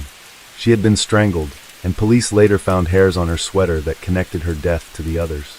Shalia Ingold, 36, was found inside a van outside an auto repair shop on November 3, 1987. Her rings were missing, and her cause of death was, once again, strangulation. Carmeline R. Hibbs, 30, was found in a parking lot on December 19, 1987. She had been strangled and left behind like so many others. Connie Luther, 29, was found lying on a snowdrift on January 11, 1993. A shoelace was wrapped around her neck. She had been one of 5 children raised by a single mother who had passed away the year before. One by one women were turning up, assaulted, strangled, and left for dead. The patterns were screaming at the cops, yet somehow nobody put the pieces together. And if you think that's the worst of it, oh, you have no idea. There were more victims, so many more. But here's the part that'll make your blood boil. The man responsible was arrested multiple times for assault, and every single time he walked free. If the system had done its job, these women might still be alive. But it didn't. And the man behind this nightmare? Lorenzo Gilliard, the trash collector strangler. But here's what makes it even scarier. Lorenzo Gilliard wasn't some creepy guy lurking in the shadows. No, he was the last person you'd suspect. A hard-working trash truck driver who climbed his way up to management. A guy with a friendly smile, a solid job, and coworkers who swore he was one of the nicest people around. And that right there? That's the terrifying part. Because time and time again, history has proven that the most dangerous killers, they aren't the ones hiding in the dark. They're the ones hiding in plain sight. Born and raised in Kansas City, Missouri, Lorenzo was one of 5 children. Even as a child, his aggressive nature stood out. At school, he played sports with his brothers, but his larger-than-average size made him intimidating. And he didn't just use his strength on the field. He had a reputation for bullying smaller kids. His lack of discipline, poor grades, and constant skipping of school led him to drop out before he could even reach the 10th grade. By the mid-1960s, he met a young woman named Rena Hill, and the two quickly became a couple. Their relationship took a serious turn when Rena became pregnant, and on November 20th, 1968, they got married. But tying the knot didn't change Lorenzo's violent tendencies. Instead, he fell deeper into crime and began showing disturbing behaviors toward women. In January of 1969, he was arrested for assaulting and sexually touching a girl he knew. However, he was released after what authorities called a reconciliation agreement, in which the victim retracted her statement after Lorenzo apologized. But an apology wasn't going to stop him from harming more women. Adding to the horror, his family history was just as disturbing. In 1970, his own father, Lorenzo Gilliard Sr., was convicted of rape.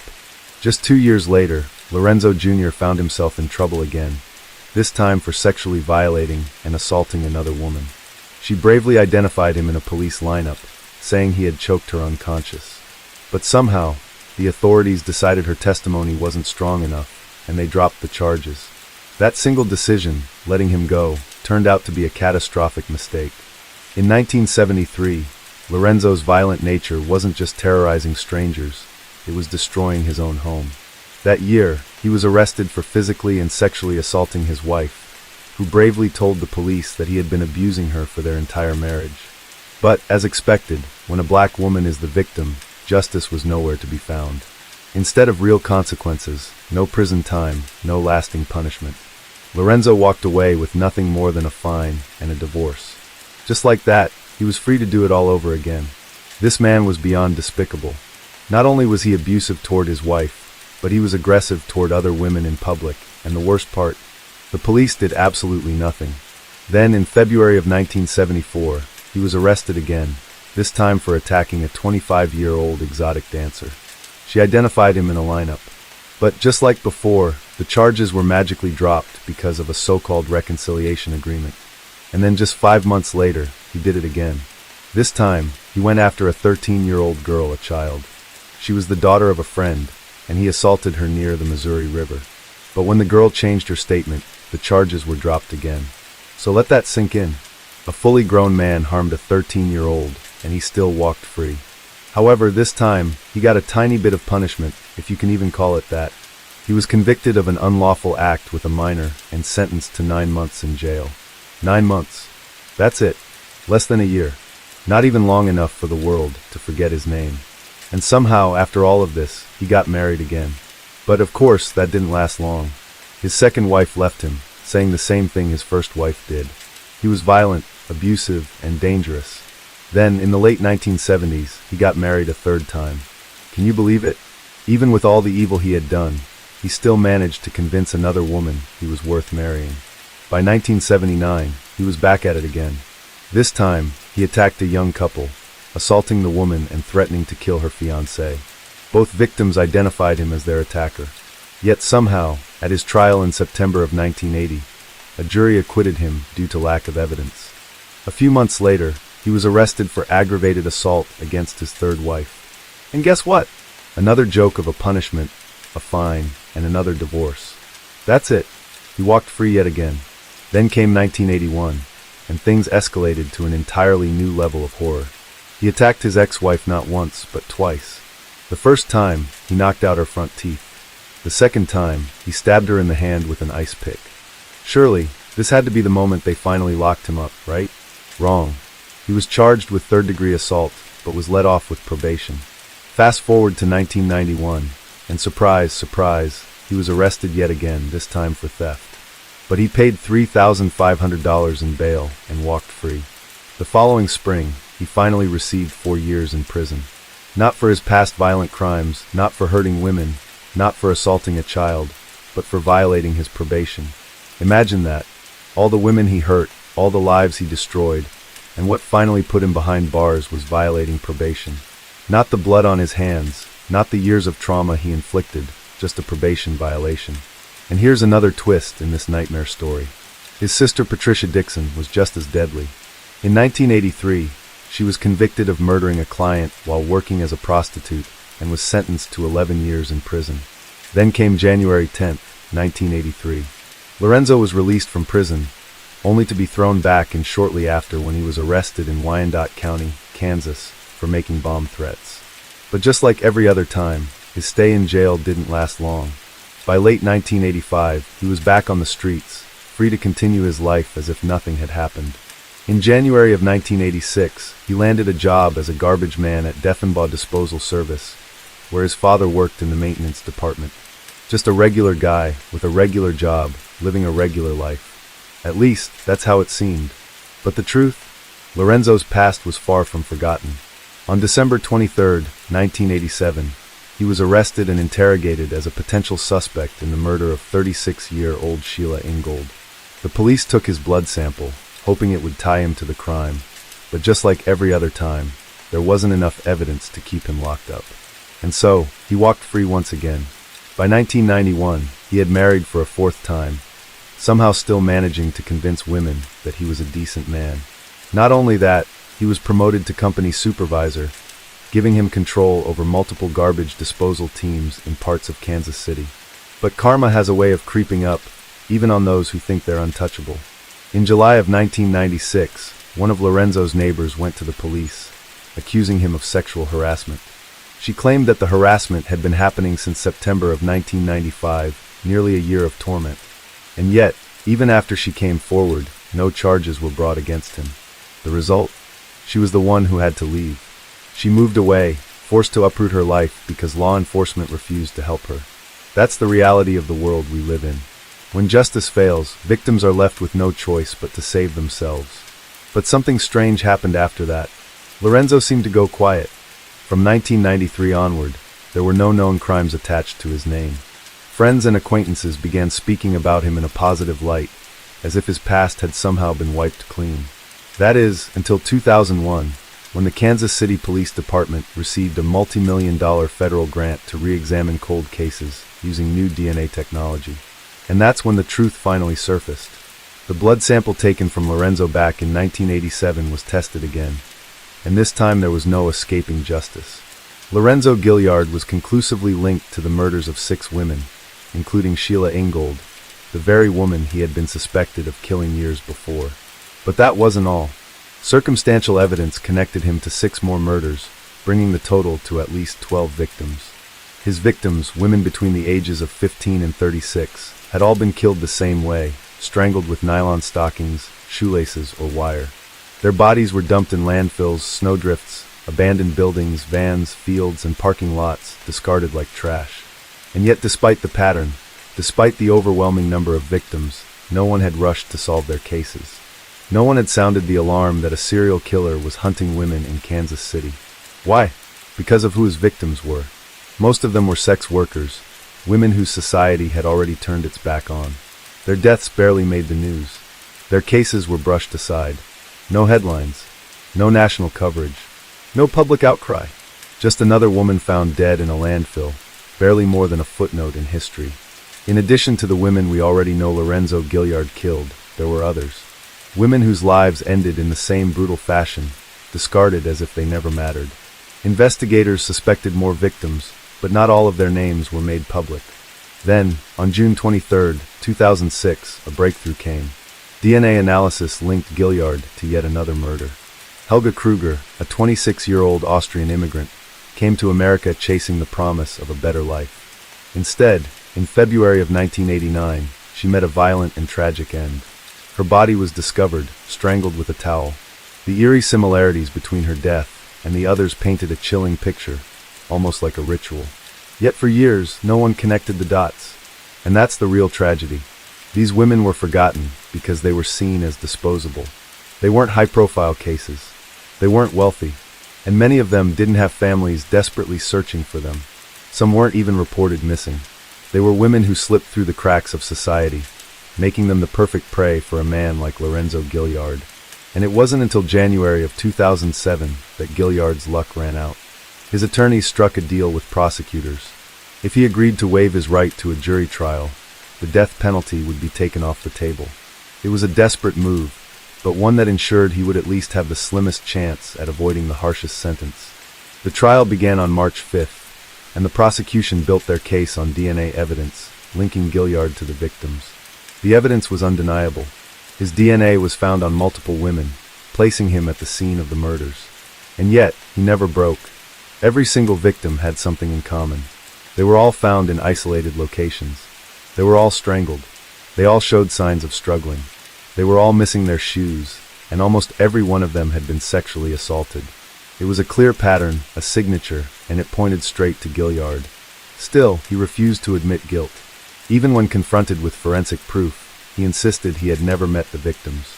But when every single prostitute you've been with ends up dead, when your DNA is found on their bodies just before their murders, how do you continue to claim innocence? The arrogance of it is staggering. Maybe he thought he could talk his way out of it, just like he had for decades. Maybe he thought the justice system would fail these women one last time. But this time, his lies weren't enough. His luck had finally run out. 12 days later, on March 17, 2007, Lorenzo Gilliard was convicted of 6 murders and sentenced to life in prison without the possibility of parole. He was found guilty of killing Catherine Barry, Naomi Kelly and Barnes, Kelly Ford, Sheila Ingold, and Carmeline Hibbs. Though evidence linked him to other murders, some cases couldn't be proven beyond a reasonable doubt, so he wasn't convicted for those. But whether the courts officially acknowledged them or not, everyone knew the truth. This man had killed far more than 6 women. He was one of the most prolific serial killers in Missouri's history, and yet his name is barely spoken. Then, in 2018, Gilliard resurfaced in the public eye when British journalist Piers Morgan confronted him in a televised prison interview. Morgan didn't waste time with small talk. He asked him point blank if he thought people were stupid enough to believe his denials. The question cut through Gilliard's composure, and instead of answering, he ripped off his microphone and stormed out. Even now, in his 70s, serving multiple life sentences, he refuses to admit what he did. He still clings to the lies that allowed him to kill for so long. This case is a brutal reminder of how easily some victims are ignored. These women were abandoned in life and forgotten in death, and that's why it's important to remember them, to say their names, to refuse to let their stories fade into nothing. Because if we don't, then killers like Lorenzo Gilliard get exactly what they want: erased victims, unanswered questions, and the comfort of knowing that no one cared enough to fight for justice. Now, I want to hear your thoughts on this. Case 6. These 2 little boys were the perfect example of how sometimes the real danger isn't lurking outside. It's sitting right across the dinner table. On the night of November 26, 2001, a quiet evening in Cantonment, Florida erupted into chaos. A frantic 911 call sent firefighters racing to a home engulfed in flames. First responders rushed in, expecting to find a tragic accident, maybe even a desperate attempt at escape gone wrong. But as they made their way inside, what they discovered was far worse than a fire. Lying motionless on the living room floor was 40-year-old Terry King. His body was twisted unnaturally, his head bashed in with such force that his skull was shattered beyond recognition. The fire, now clearly an afterthought, had been set to cover up something much darker. Terry hadn't died in the flames. Instead, he had been murdered in cold blood. But as investigators processed the gruesome scene, they quickly realized something even more disturbing. Terry's 2 sons, 13-year-old Derek and 12-year-old Alex, were nowhere to be found.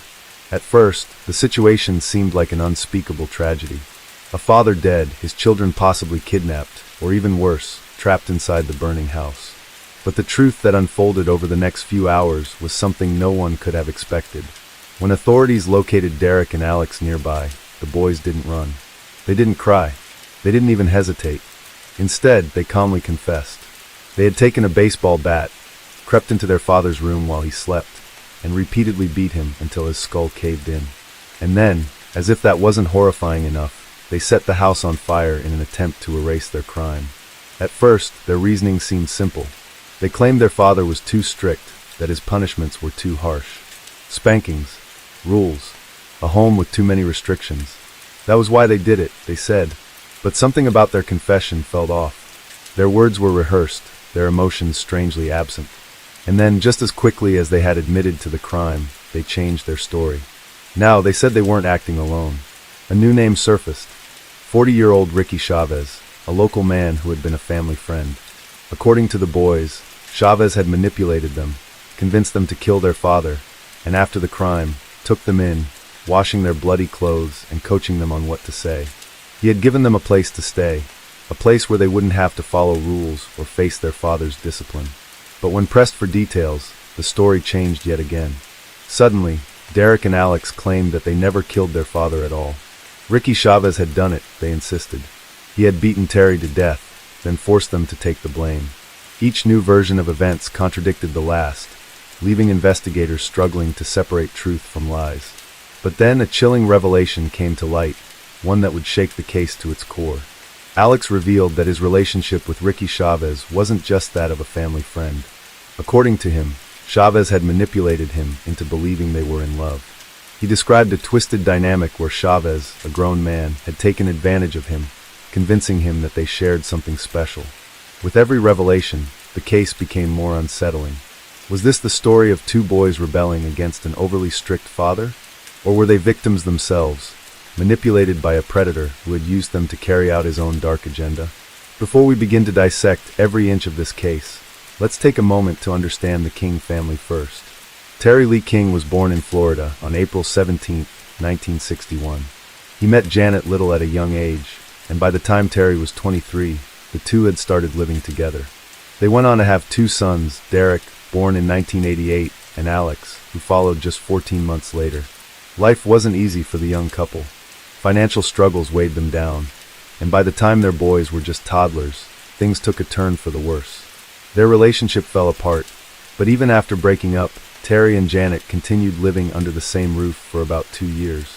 During this time, Janet gave birth to twins fathered by another man. Despite their split, Terry attempted to co-parent all 4 children with Janet, trying to make the best of a complicated situation. But raising 4 young children with limited resources became overwhelming. Desperate for a solution, the couple turned to the Heritage Christian Academy, a church-run institution that provided shelter for struggling families. The director introduced them to the idea of open adoptions, assuring them that their children would live with new families while still staying in touch with their biological parents. Believing this was in their children's best interest, Terry and Janet made the heartbreaking decision to give them up. Soon after, Janet moved out of Terry's home, leaving him behind to start over. Terry picked up another job, but it paid little, and he was barely getting by. 8 months later, another blow hit the family. The church shut down, unable to afford the costs of caring for the children. The 4 siblings were separated, each sent to different families across the state. Derek and Alex, once inseparable, were now miles apart. Alex, in particular, struggled. No matter how much his new family tried, he couldn't adjust. He cried endlessly, mourning the loss of his father. His distress became so unbearable that his foster parents ultimately sent him back to Terry. The boy clung to his father like a lifeline, refusing to be apart from him again. While Terry worked, Alex would sit quietly in the lunchroom playing by himself, and at night, he made a makeshift bed by pushing 2 chairs together, anything just to be near his dad. Meanwhile, Derek took a different path. As he grew older, his rebellious streak intensified. By the year 2001, Janet received a call from his foster parents. They could no longer handle him. They were at their breaking point, and just like that, Derek was sent back to Terry, reuniting with his younger brother. Around the same time, Janet had moved to Lexington, Kentucky, after marrying another man, while Terry had finally reached some stability. He had bought a rental home with a large garden, creating what seemed like a fresh start for his boys. Derek and Alex were enrolled at Ransom Middle School, and at first, things seemed to be settling down. They were bright kids, performing above average in their classes. But just as life started to resemble some kind of normalcy, everything unraveled. On November 16th, the boys vanished. Terry reported them missing, frantic with worry. Days passed, and then he received a phone call from his own children. They told him to stop looking for them, but Terry refused to give up. Frustrated by what he believed was police inaction, he even went to the local news, pleading for help. Then, on November 24th, there was a breakthrough. Derek was found wandering near a wooded area in Pace. The next day, Alex resurfaced, returning home. Neighbors saw the 3 of them together, preparing to leave the house to visit a friend. It looked like things might return to normal. Later that night, they came back home. But within hours, their house was engulfed in flames. Firefighters rushed to the scene, but what they found inside was far more horrifying than the fire itself. Authorities quickly pieced together the gruesome truth. The attack had happened in the dead of night. Terry had been asleep in his recliner, completely unaware that his own children were lurking in the shadows. Derek, gripping an aluminum baseball bat, struck the first blow. Then another, and another. It was a ruthless, frenzied assault. The man who had fought so hard to keep his sons together was left unrecognizable. His skull had been shattered. As his lifeless body lay there, the boys set the house on fire, hoping the flames would erase the evidence. But fire doesn't destroy everything. Instead of seeking help, Derek and Alex fled. They didn't go to the police or a family member. They ran straight into the arms of Ricky Chavez, a man who had been lurking in the background of their lives for some time. Chavez wasn't just a family friend. He was a convicted felon with a troubling history. While Terry had been busy working hard as a single father, Chavez had been keeping a watchful eye on his boys, offering them an escape from their strict household. His home was their hideaway, a place where rules didn't apply. Investigators soon uncovered disturbing details. Chavez had more than just a casual friendship with the boys. He had introduced them to alcohol and marijuana, blurring the lines of authority. But the most unsettling revelation came from Alex himself. He confessed that he and Chavez weren't just friends. He claimed they were lovers. Chavez had manipulated him, convinced him they were in love. Authorities found letters, love notes written by Chavez to Alex, diary entries from the young boy professing his devotion to the 40-year-old man. It was clear this was grooming, and it raised a terrifying question. Had Chavez orchestrated the murder of Terry King? To understand just how deep Chavez's influence ran, you have to understand who he was in their lives. Every neighborhood has that one house, the one where kids gather, where rules are flexible, where no one asks too many questions. For Derek and Alex, that house belonged to Ricky Chavez. To some, he was just a friendly neighbor, the guy who let kids hang out at his place, play video games, and escape their troubles. But to others, there was something unsettling about him. Rumors swirled. Over the years, multiple minors had come forward with allegations of inappropriate relationships with Chavez. Yet, somehow, nothing ever stuck. As a father juggling work and raising 2 kids, Terry King had no idea about Chavez's past when he first allowed his sons to spend time there. As a struggling single father, he saw it as a blessing, someone willing to watch over Derek and Alex when he was working long hours. But the relationship between Chavez and the boys became too close. Prosecutors had a tangled case on their hands. 2 minors accused of patricide, a felon with suspicious ties to them, and a defense riddled with inconsistencies in statements of 2 young, angry boys. Alex took the stand first, his testimony retelling a horrific tale. On the night of the murder, he claimed, Chavez had sneaked into the house while Terry was asleep. The brothers had been woken and led outside, told to wait in the car while Chavez carried out the evils that he had kept hidden all these years. It wasn't until they reached Chavez's home that he revealed the truth. Terry, their father, was dead. The crime, he insisted, had been for them. The alternative, he allegedly warned, was far worse. Terry would have never allowed them to live with Chavez, even if it meant taking their lives himself. As the jury absorbed the disturbing details, Derek King supported his brother's version of events, though his emotions overwhelmed him. He spoke of how Chavez had promised them a better life, a life where they would be free, taken care of, and given everything they wanted. Yet, as he tried to put into words the gravity of what had happened, his composure shattered, which revealed the confusion of a child caught in the midst of something far beyond his understanding. With the prosecution's case laid out, the defense turned its attention to one crucial element, the confession. When the boys had first been arrested, they had admitted to the crime, offering chilling descriptions of their father's final moments.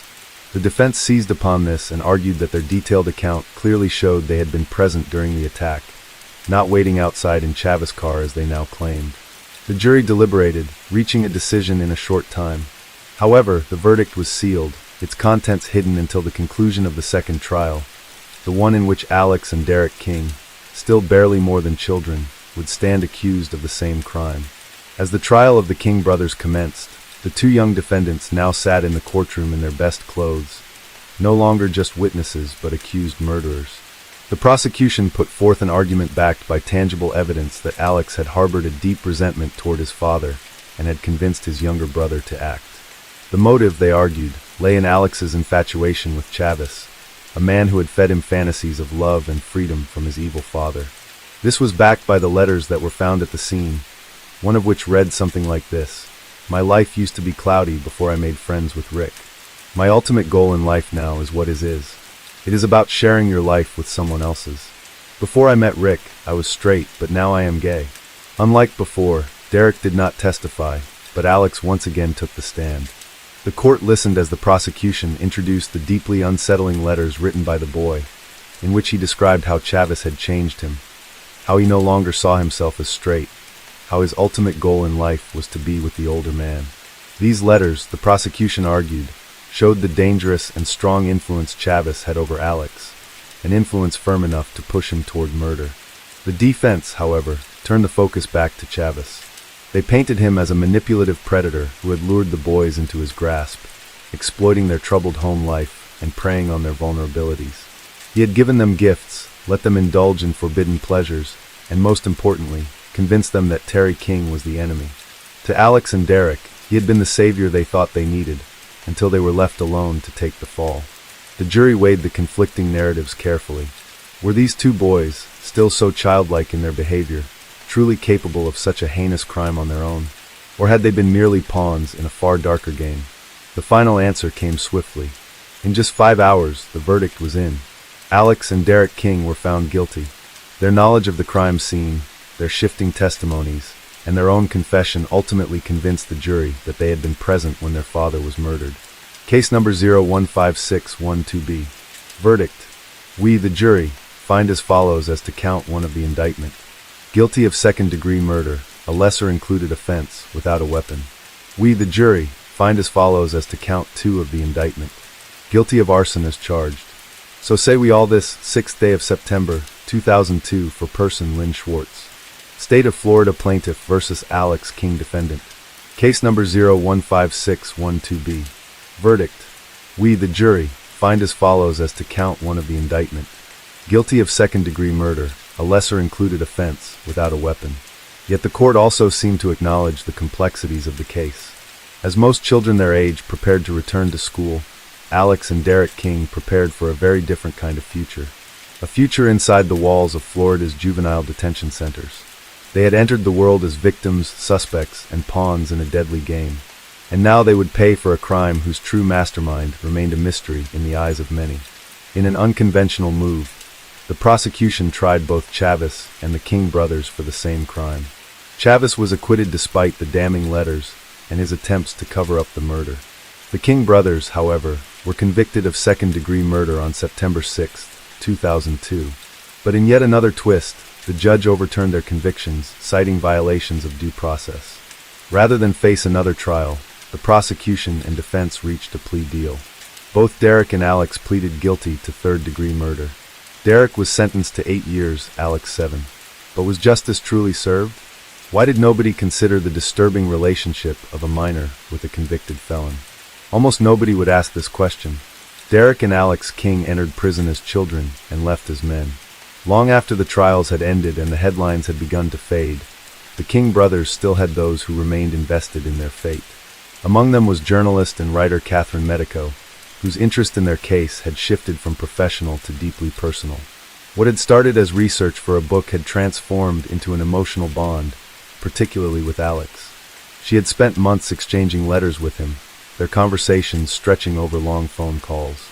But it wasn't until late 2002 that she finally met him in prison. From the moment they were face to face, she felt an instant connection, as though he were a child in desperate need of care. Catherine was not alone in this sentiment. In different corners of the country, strangers had been drawn to the case, outraged by the way 2 children had been thrust into the adult legal system. Their frustration turned into action, culminating in the formation of the King Brothers Trust in 2003. Lisa Drew Alton spearheaded the initiative, determined to provide support for the boys once they were released.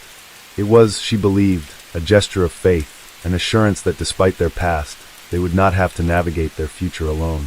Among those who became involved was Dan Daly, a widower and freelance writer from Texas. Through online discussions about the case, he had connected with Lisa, who suggested he send Derek books in prison. A simple act of kindness turned into something much more when he received a heartfelt thank you letter from the boy. That letter marked the beginning of an unexpected friendship. Over time, they corresponded frequently, and Daly made the long drive to Florida several times to visit Derek behind bars. He was struck by the boy's openness, the way he spoke about his guilt without hesitation. For Daly, the relationship was not about the notoriety of the case, but about helping a young life find direction after a tragic past. As Alex and Derek spent their formative years behind bars, these unlikely supporters waited for them on the outside. But there remained a looming question. Were the boys worth saving? Would they emerge from prison rehabilitated? Or would they become hard-hearted criminals like so many before them? When Alex King finally walked free, he did not dwell on the past. At 19, nearly a year and a half out of prison, he presented himself as someone who had left the darkness behind. He had built a new life, one he never imagined possible, with a family that embraced him as one of their own. Prison had changed him, though for years he had felt emotionally numb, disconnected from reality. The full weight of his circumstances had not sunk in until he made a reckless mistake, one that nearly cost him his freedom all over again. In April 2005, with 3 years remaining on his sentence, Alex and another inmate attempted an escape. Their plan had been amateurish at best, stuffing their beds to make it appear as though they were still sleeping, then slipping into a classroom where they attempted to climb through the ceiling. The plan failed, and they found themselves right back where they started, caught before they even had a chance to make it beyond the walls of the facility. The consequences were severe. Arrested and booked on new charges, Alex faced the terrifying possibility of an additional 15 years behind bars. It was then that Catherine Medico rushed to see him, shaken by the news. When she expressed her worry, his response was dismissive. She wasn't his mother, he told her, but she refused to accept that. In her eyes, Alex was as much her child as her own biological children. Something in that moment shifted. The next time she received a letter from him, it was addressed simply, "Dear Mother." From that day forward, he never called her anything else. Derek was released at the age of 20 in 2009, after serving 7 years. Alex was freed a year earlier, in 2008, at the age of 18. But freedom didn't guarantee a new beginning. Alex King's life had been anything but ordinary. From a troubled childhood to a high-profile murder trial, his past had always loomed over him like a shadow he could never escape. And now, at just 35 years old, his story had come to a tragic end. For years, Alex struggled with drug addiction, a battle that, according to his uncle Greg King, had consumed him. The last time Greg saw Alex was 5 years ago in Pensacola. He had urged his nephew to enter a rehab program, but Alex found it difficult to handle confinement yet again. Whether it was prison walls or the strict rules of rehab, he always found a way to run. On April 14th, Alex was found unresponsive in Missoula, Montana, after a drug overdose. Doctors at Providence St. Patrick Hospital fought to save him, but the damage had been done. It wasn't his first overdose in recent weeks. In fact, the doctor treating him recognized him immediately. Alex had already been in the hospital several times before. This time around, however, he wasn't so lucky. His heart had stopped. Medical staff worked desperately to revive him, but after days on life support, Alex King was declared legally dead on April 23, 2024. His family gathered for a final goodbye, though not in person. His last moments were witnessed through a screen, a heartbreaking farewell from miles away. He had once been the boy at the center of a case that captivated the nation, the child who made a confession that changed everything. But in the end, Alex King was just another lost soul, caught in the tight grip of a past that never let him go. And Ricky Chavez? He remains incarcerated, serving a 35-year sentence, not for murder, but for false imprisonment and being an accessory to the crime. The murder of Terry King also ignited a media firestorm. Were the boys victims of abuse or cold-blooded killers? A book, A Perversion of Justice, A Southern Tragedy of Murder, Lies and Innocence Betrayed, argued that they were innocent. But Assistant State Attorney David Rimmer had his own take. There will always be people who believe Derek and Alex are innocent, just like there will always be people who believe that Michael Jackson is innocent. The murder of Terry King was not just a local tragedy. It became a nationwide sensation, dividing public opinion and sparking heated debates about justice, abuse, and manipulation. One of the most controversial takes on the case came from authors Catherine Medico and Molly Barrows in their book, A Perversion of Justice, A Southern Tragedy of Murder, Lies and Innocence Betrayed. The book painted the King brothers not as cold-blooded killers, but as victims, children caught in a web of manipulation and discrepancies in the legal system. It suggested that the justice system failed them, raising a question that left goosebumps. Were the boys innocent all along? Years after their release, Derek and Alex King sat down for an exclusive Dateline NBC interview in a special titled Second Chances. For the first time in years, the brothers reunited on camera, their faces now marked by time and the weight of their past. They reflected on the choices that led them to that fateful night and the scars they carried from it. The case was also the subject of Evil Kin Season 1, Episode 5, titled Deadly Darlings. The episode delved deep into the chilling bond between the King brothers and the sinister influence of Ricky Chavez. The legal battle that followed was examined in American Justice Season 12, Episode 21, Blood Brothers, the Derek and Alex King case. It presented the twists and turns of the trial, leaving audiences to decide, were these boys monsters or merely pawns in a much larger, darker game? Even decades later, the story of Terry King's murder remains as unsettling as ever. Some still believe justice was served, while others insist that the full truth has yet to be uncovered. Case 7. This was the last the world saw of Raymond Radema, jailed for life for killing 7 people. This man was convicted of slaughtering 7 people, including his own children, and as you can see, he still had the audacity to blow a kiss at the camera as if nothing had happened. That eerie moment alone cements him as one of the most cold-blooded mass murderers in New Zealand, and the name starts with Raymond Wayne Radema, a man whose actions shook the peaceful town of Masterton, a place where people believed they were safe, where families built their lives, and where crime on such a horrific scale was nearly unthinkable. But in June of the year 1992, that belief was shattered forever. Masterton, at that time, was a relatively small and tight-knit community, known for its rural charm and quiet suburban life. Located in the Wairarapa region, the town was surrounded by lush green farmland, rolling hills, and a landscape that painted a picture of serenity. The economy was primarily driven by agriculture, with sheep farming being one of the dominant industries. Many of the town's residents either worked in farming or supporting industries such as wool processing, small-scale manufacturing, and retail. The pace of life was slow and predictable, and violent crime was a rarity. However, beneath this picturesque surface, economic struggles were beginning to take root. The early 90s saw New Zealand grappling with the effects of economic reforms from the previous decade. Many families, particularly those in working-class communities like Masterton, were feeling the pressure of rising unemployment and financial instability. Jobs were scarce, wages were low, and welfare support was often inadequate. For someone like Radema, who was already struggling to provide for his family, these factors only added to his growing frustration and desperation. Now, while there's not much known about the early life of Radema, or even how he met his wife, what we do know is that by the beginning of that fateful year, his life had begun to spiral downward. At the age of 25, Radema and his wife Toni were struggling to keep their heads above water. Financial hardship weighed them down, making it impossible for them to keep up with the rising rent. With 3 young children to care for, they were forced to move into Toni's parents' home on Judd Street, Masterton. Living under the same roof as extended family members wasn't easy. The house was crowded, tensions were high, and Radema's relationship with Toni was crumbling under the pressure. Arguments became more frequent, emotions ran high, and resentment festered. It was in this suffocating environment that the seeds of rage were planted. As the months dragged on, Radema's anger only grew. It wasn't just the financial struggles, though they played a significant role. It was the feeling of being powerless, of being unwanted, of watching his world crumble before his eyes. He reached out for help.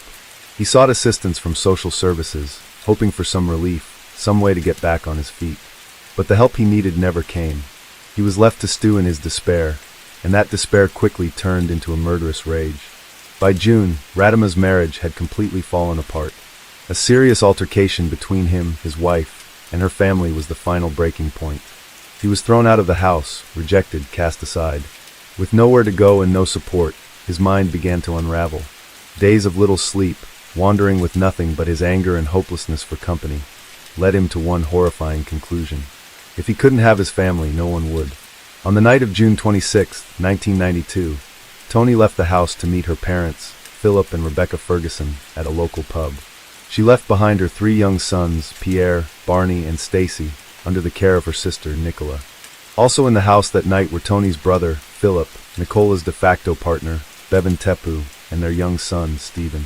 It was at precisely 9:25 in the evening when Raymond Radema stormed back into the house, armed with a knife and a softball bat. The brutal attack that followed was nothing short of a massacre. He slaughtered everyone inside. He bludgeoned and stabbed 7 people to death, showing no mercy. Even his own children, his flesh and blood, were not spared. In a chilling act, he placed their lifeless bodies on his wife's bed and laid a Bible on top of them, as if it were some twisted attempt at absolution. The adults were no luckier. He piled their bodies on top of one another in another bedroom, stacking them like objects in a scene too gruesome to comprehend. But Radima's bloodlust was not yet satisfied. He sat in the house, waiting for Tony and her parents to return, so he could finish what he had started. When they finally walked through the door, the nightmare continued. Nicola's father, Philip, was the first to be attacked. Radima swung the softball bat with full force, striking him in a brutal assault. But this time things did not go according to plan. In the chaos, Tony managed to escape, running for her life to call for help. When the police arrived, the carnage they witnessed would haunt them for the rest of their lives. Blood soaked the floors, lifeless bodies filled the rooms, and in the midst of it all was Raymond Radima, subdued, restrained, and no longer in control. Nicola's father, Philip, had overpowered him, preventing an even greater tragedy. The news of the massacre spread like wildfire. New Zealand had never seen such a horrifying crime. A father, a husband, a son-in-law, someone who was supposed to protect his family, had instead wiped them out in cold blood. The community of Masterton was left reeling, struggling to understand how something so monstrous could have happened in their quiet town. Radima was arrested on the scene and taken into custody. His initial demeanor was eerily calm, as if he had accepted his fate. He offered little resistance, making no attempt to flee. During questioning, he showed minimal emotion, providing cold, matter-of-fact responses. Investigators were disturbed by his apparent lack of remorse. When Radima stood trial, the nation watched in shock. He expressed remorse, but the sheer brutality of his crimes left many wondering if it was genuine or merely an attempt to save himself from the harshest punishment. During the trial, the prosecution painted a picture of a man who had allowed his rage and feelings of inadequacy to fester for too long.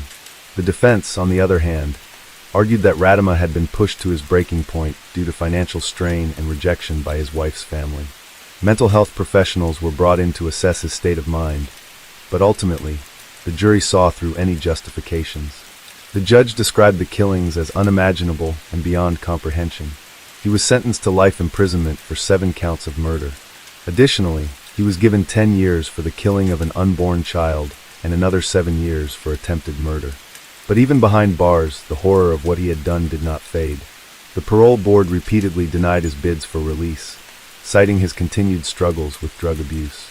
In 2008, the board noted that despite presenting himself as a reformed man in previous hearings, Radima had relapsed into cannabis use, blaming his actions on a dark day in his past. But if you think he had given up, think again. Year after year, Raymond Wayne Radima has stood before the parole board pleading for his release. He insists that he has changed, that he has grown, that he is no longer the man he was when he committed those horrific crimes in June of the year 1992. Yet each time, the board has denied his requests, stating the same concerns: his psychological state, his risk to society, and his lack of true remorse. It has now been more than 30 years since Radima was sentenced, and despite numerous parole hearings, the board remains unconvinced that he is fit to re-enter the world outside prison walls. Radima has been denied parole not just once or twice, but a total of 14 times. His repeated attempts to gain freedom have been met with the same result, and each rejection only adds to his frustration. His lawyer, Roger Eagles, has now taken a different approach, claiming that there is potential bias in the parole process. Eagles argues that one of the parole board members, Professor Philip Brind, had previously prepared psychological reports on Radima in the year 1992, and his involvement in the current parole decisions could create an unfair assessment. Eagles insists that Brind's prior contact with Radima, spanning back to the time of his original sentencing, raises questions about impartiality. He points out that Brind is the only person on the board who has had extensive personal interaction with Radima, and this could lead to preconceived judgments rather than an objective evaluation of Radima's progress over the past 3 decades. The legal challenge does not stop there. Eagles has also argued that Radima's repeated parole denials themselves are evidence of his claims that despite Radima undergoing rehabilitation programs and counseling, the board has never granted him even a single opportunity for conditional release. raising concerns about whether he is being treated unfairly compared to other prisoners with similar convictions. However, the parole board has maintained its stance, insisting that every hearing is based on up-to-date psychological evaluations and risk assessments rather than relying on reports from the past. They argue that Radima's continued imprisonment is not the result of bias, but rather the outcome of his failure to meet the necessary criteria for release. Justice Lisa Preston, who is currently reviewing the case, has questioned why Radima himself did not object to Brian's presence on the board. Eagles responded by saying that it was not Radima's responsibility to point out the issue, as he lacks the legal expertise and education to fully understand the implications of Brian's involvement. Eagles further stated that Radima has significant academic difficulties due to his background, and that it should have been the responsibility of the chairperson to raise the matter. He insists that the failure to do so places an unfair burden on Radima and undermines the fairness of the parole process. Another point of contention in Radima's case is the way his parole hearings have been conducted. Eagles has argued that previous hearings have gone off track, with the board focusing too much on questioning Radima about his motivations for the crimes and the impact on his victims. He claims that the discussions have shifted from evaluating whether Radima is fit for release to revisiting his past, which should not be the central focus of the hearings. Eagles contends that while it is understandable for the board to consider the severity of Radima's crimes, parole decisions should be based on his rehabilitation and risk factors in the present rather than continuously re-examining the past. In the year 2021, it was revealed that Radima had begun a relationship with a woman who had suffered childhood trauma. The board expressed concerns about this relationship, fearing that it could be a trigger for another violent episode. Given Radima's history and the emotional volatility that played a role in his past actions, the board was deeply troubled by this revelation. They questioned whether Radima was capable of forming healthy relationships, or if this new connection was a sign of unresolved psychological issues. Despite attending nearly 100 sessions with a psychologist, board members still believed Radima lacked insight into his crimes, which made them skeptical of his ability to maintain a stable and responsible relationship outside of prison. The concern was not just about Radima himself, but also about the potential harm that could come to his partner if he were released without proper safeguards in place. During one of his parole hearings, Radima made a statement that only reinforced the board's concerns. He claimed that he had loved his children, and at the time, believed he was putting them in a better place by taking their lives. This statement sent chills down the spines of the parole board members, as it suggested that Radima still harbored a distorted sense of justification for his actions. Rather than fully accepting the gravity of his crimes, his words implied that he had once rationalized them as an act of mercy. The board saw this as a major red flag, an indication that Radima had not yet reached the level of self-awareness and accountability required for parole consideration. Despite these concerns, reports from inside the prison indicate that Radima has generally maintained good behavior. He has been described as respectful within the prison environment, and there have been positive reports about his work while incarcerated. Additionally, Corrections has stated that there is no further need for additional rehabilitation programs, as Radima has already completed the necessary courses. However, even with these positive notes, the parole board has remained firm in its decision to keep him behind bars, stating that good behavior in a controlled environment does not necessarily translate to safe behavior in the outside world. In his most recent parole hearing in the year 2024, Radima made a significant admission. For the first time in over 3 decades, he acknowledged that the killings were intentional. This directly contradicted his previous claims that the murders were not premeditated. While this confession marked a departure from his earlier statements, it still failed to provide clarity on the most crucial question. Why? Despite finally admitting his intent, Radima refused to explain his motives, leaving the victims' families and the parole board unsettled. During the hearing, he expressed deep regret, stating, "I was a very selfish man for what I did. All I can say is that I really regret full-heartedly the decision that I made in order to kill all those many children and adults. I hate myself for what I've done." However, the parole board remained skeptical. They pointed out that his changing narrative over the years only raised further concerns about his credibility. Given his history of inconsistent explanations, the board questioned whether this newfound admission was genuine or simply another attempt to manipulate the system in his favor. The victims' families continued to oppose his release, maintaining that Radima has never fully explained his actions or shown true remorse. To them, His admissions mean little without an honest, clear acknowledgement of why he did what he did. Many still believe that Radama poses a danger to society and should never be granted parole. In response to these concerns, the board recommended that Radama be transferred to a special treatment unit for violent offenders. However, he resisted the move, arguing that it would be a step backward in his rehabilitation rather than a constructive measure. Despite his efforts, the parole board once again denied Radama's release. The ruling made it clear that while his latest statement represented a shift, it was not enough to justify granting him freedom. The board emphasized that public safety remained their top priority and that Radama's risk factors had not diminished to a satisfactory level. For now, Raymond Wayne Radama remains in prison. His next parole eligibility will come in the year 2025. Whether he will finally succeed in persuading the board remains uncertain. However, given his long history of denied applications, changing statements, and ongoing concerns from the victims' families, his path to release remains as difficult as ever. But what do you think about this case? Do you believe Raymond Radama should be released, or do his actions and shifting statements prove that he is still a danger to society? Should the parole board continue denying his requests, or do you think he has shown enough remorse to deserve a second chance? Let me know your thoughts in the comments below. I'd love to hear your perspective on this case.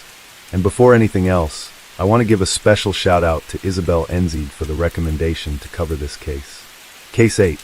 On the night of December 12, 2011, Brittany Eldridge was just 2 weeks away from meeting her baby boy, Ezekiel. She had spent months preparing for motherhood, filled with excitement and hope. But by the next morning, something was terribly wrong. When Brittany didn't show up for work, concerns spread quickly. She was always reliable, never the type to just disappear. Calls went straight to voicemail.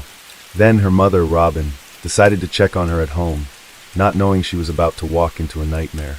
The front door was unlocked, the apartment was a mess, and what she found inside would change everything. Who would do something like this to a woman about to start a new chapter in her life? And why, after all these years, does her case remain unsolved? Brittany Caroline Eldridge came into the world on January 13, 1986, born to Robin and Jeff. She grew up in Knoxville, Tennessee, alongside her brother Jeffrey. From an early age, Brittany was known for her warm heart and infectious kindness. She had a way of making everyone feel special, radiating positivity wherever she went. Her family meant everything to her. According to those closest to her, Brittany had a deeply romantic soul, always dreaming of love and connection. Her brother considered her his best friend, and she had a unique ability to connect with people of all backgrounds. She loved cheerleading and sports, but also embraced her feminine side, an easygoing, sociable person who could make friends anywhere. More than anything, Brittany longed to find true love. She envisioned herself settling down young and building a future with someone who truly cared for her. That dream seemed to come true when, at 22, she met Terry Eldridge, a 39-year-old man who, despite their age difference, seemed like the perfect match. Brittany's outgoing and lively nature balanced Terry's more private and composed personality. Their differences complemented each other, and within a few months of dating, they tied the knot. However, as time passed, cracks began to show in their marriage. The biggest issue was their stance on children. Brittany had always wanted to be a mother. It was her ultimate dream. But Terry had no desire to have kids, and while Brittany initially accepted this, it became a growing source of frustration. Complicating matters, their work schedules kept them apart. Brittany worked at Vanderbilt Mortgage and Finance, while Terry's job as a truck driver meant long, unpredictable hours. Though their marriage wasn't filled with dramatic fights, their connection gradually faded. 3 years into their marriage, as Brittany struggled with the growing emotional distance, someone new entered her life. Norman Clark, a coworker at Vanderbilt Mortgage and Finance.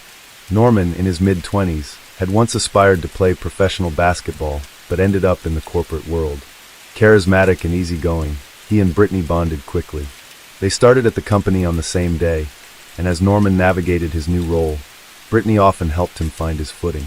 At first, their relationship was entirely professional, but as months passed, their conversations became deeper and their connection undeniable.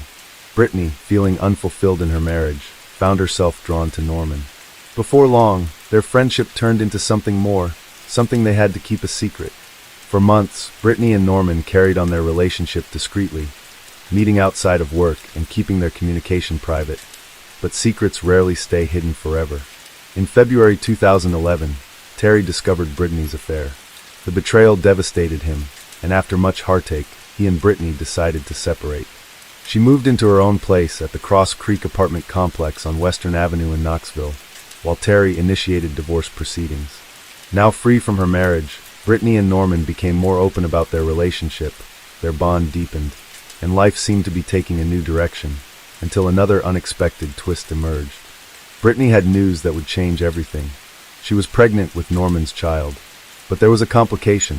Brittany and Norman never had an exclusive relationship. In fact, Norman himself described what they had as a casual arrangement, more of a friends with benefits situation than a committed partnership. What Brittany didn't know, however, was just how many women Norman had been seeing at the same time.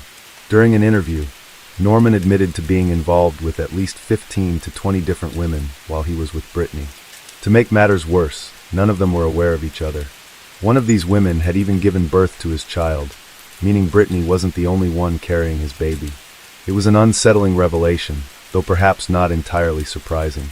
After all, a relationship that starts as an affair doesn't exactly begin with trust and honesty. But despite his questionable behavior, Norman had a soft spot when it came to fatherhood. When Brittany told him she was pregnant, his reaction was unexpected. He was thrilled. While Norman wasn't the type of man to settle down with one woman, he took pride in being an involved father. He had already been financially supporting his other child, and seemed to take his role as a dad seriously. With Brittany's pregnancy, he was ready to step up again, just not as a lifelong partner. As Brittany's pregnancy progressed, she finalized her divorce from Terry and continued seeing Norman, though their relationship remained complicated. The two attended prenatal appointments together and even picked out a name for their baby boy, Ezekiel. For the most part, Brittany's life seemed to be falling into place. She was about to become a mother, the one thing she had always dreamed of.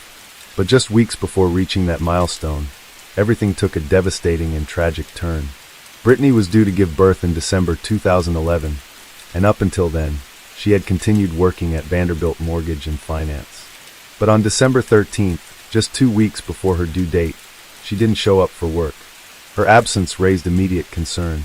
Brittany was known for being responsible, and if she had planned to take the day off, she would have let someone know. Given how far along she was in her pregnancy, her coworkers feared the worst, that something might have gone wrong. One of Brittany's closest friends and colleagues, Andrea, was also one of the few people who knew about her relationship with Norman.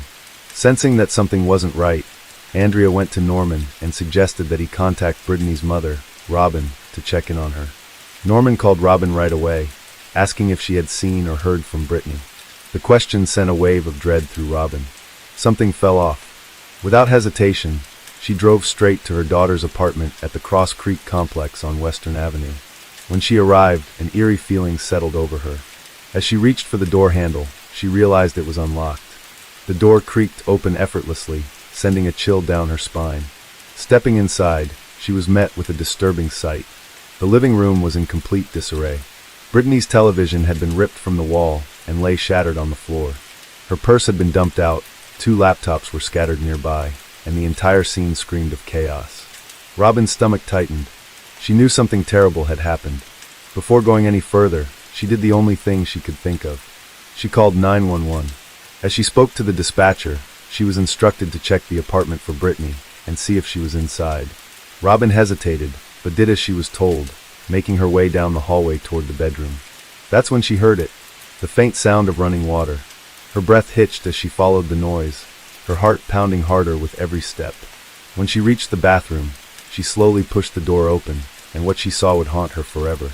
Brittany was there, lying lifeless in the overflowing bathtub. The sight was too much to bear.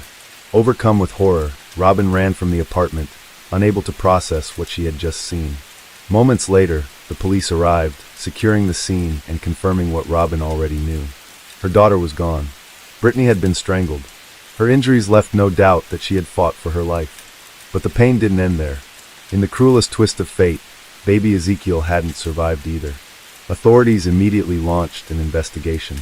They removed Brittany's body for an autopsy, hoping forensic evidence would point to her killer.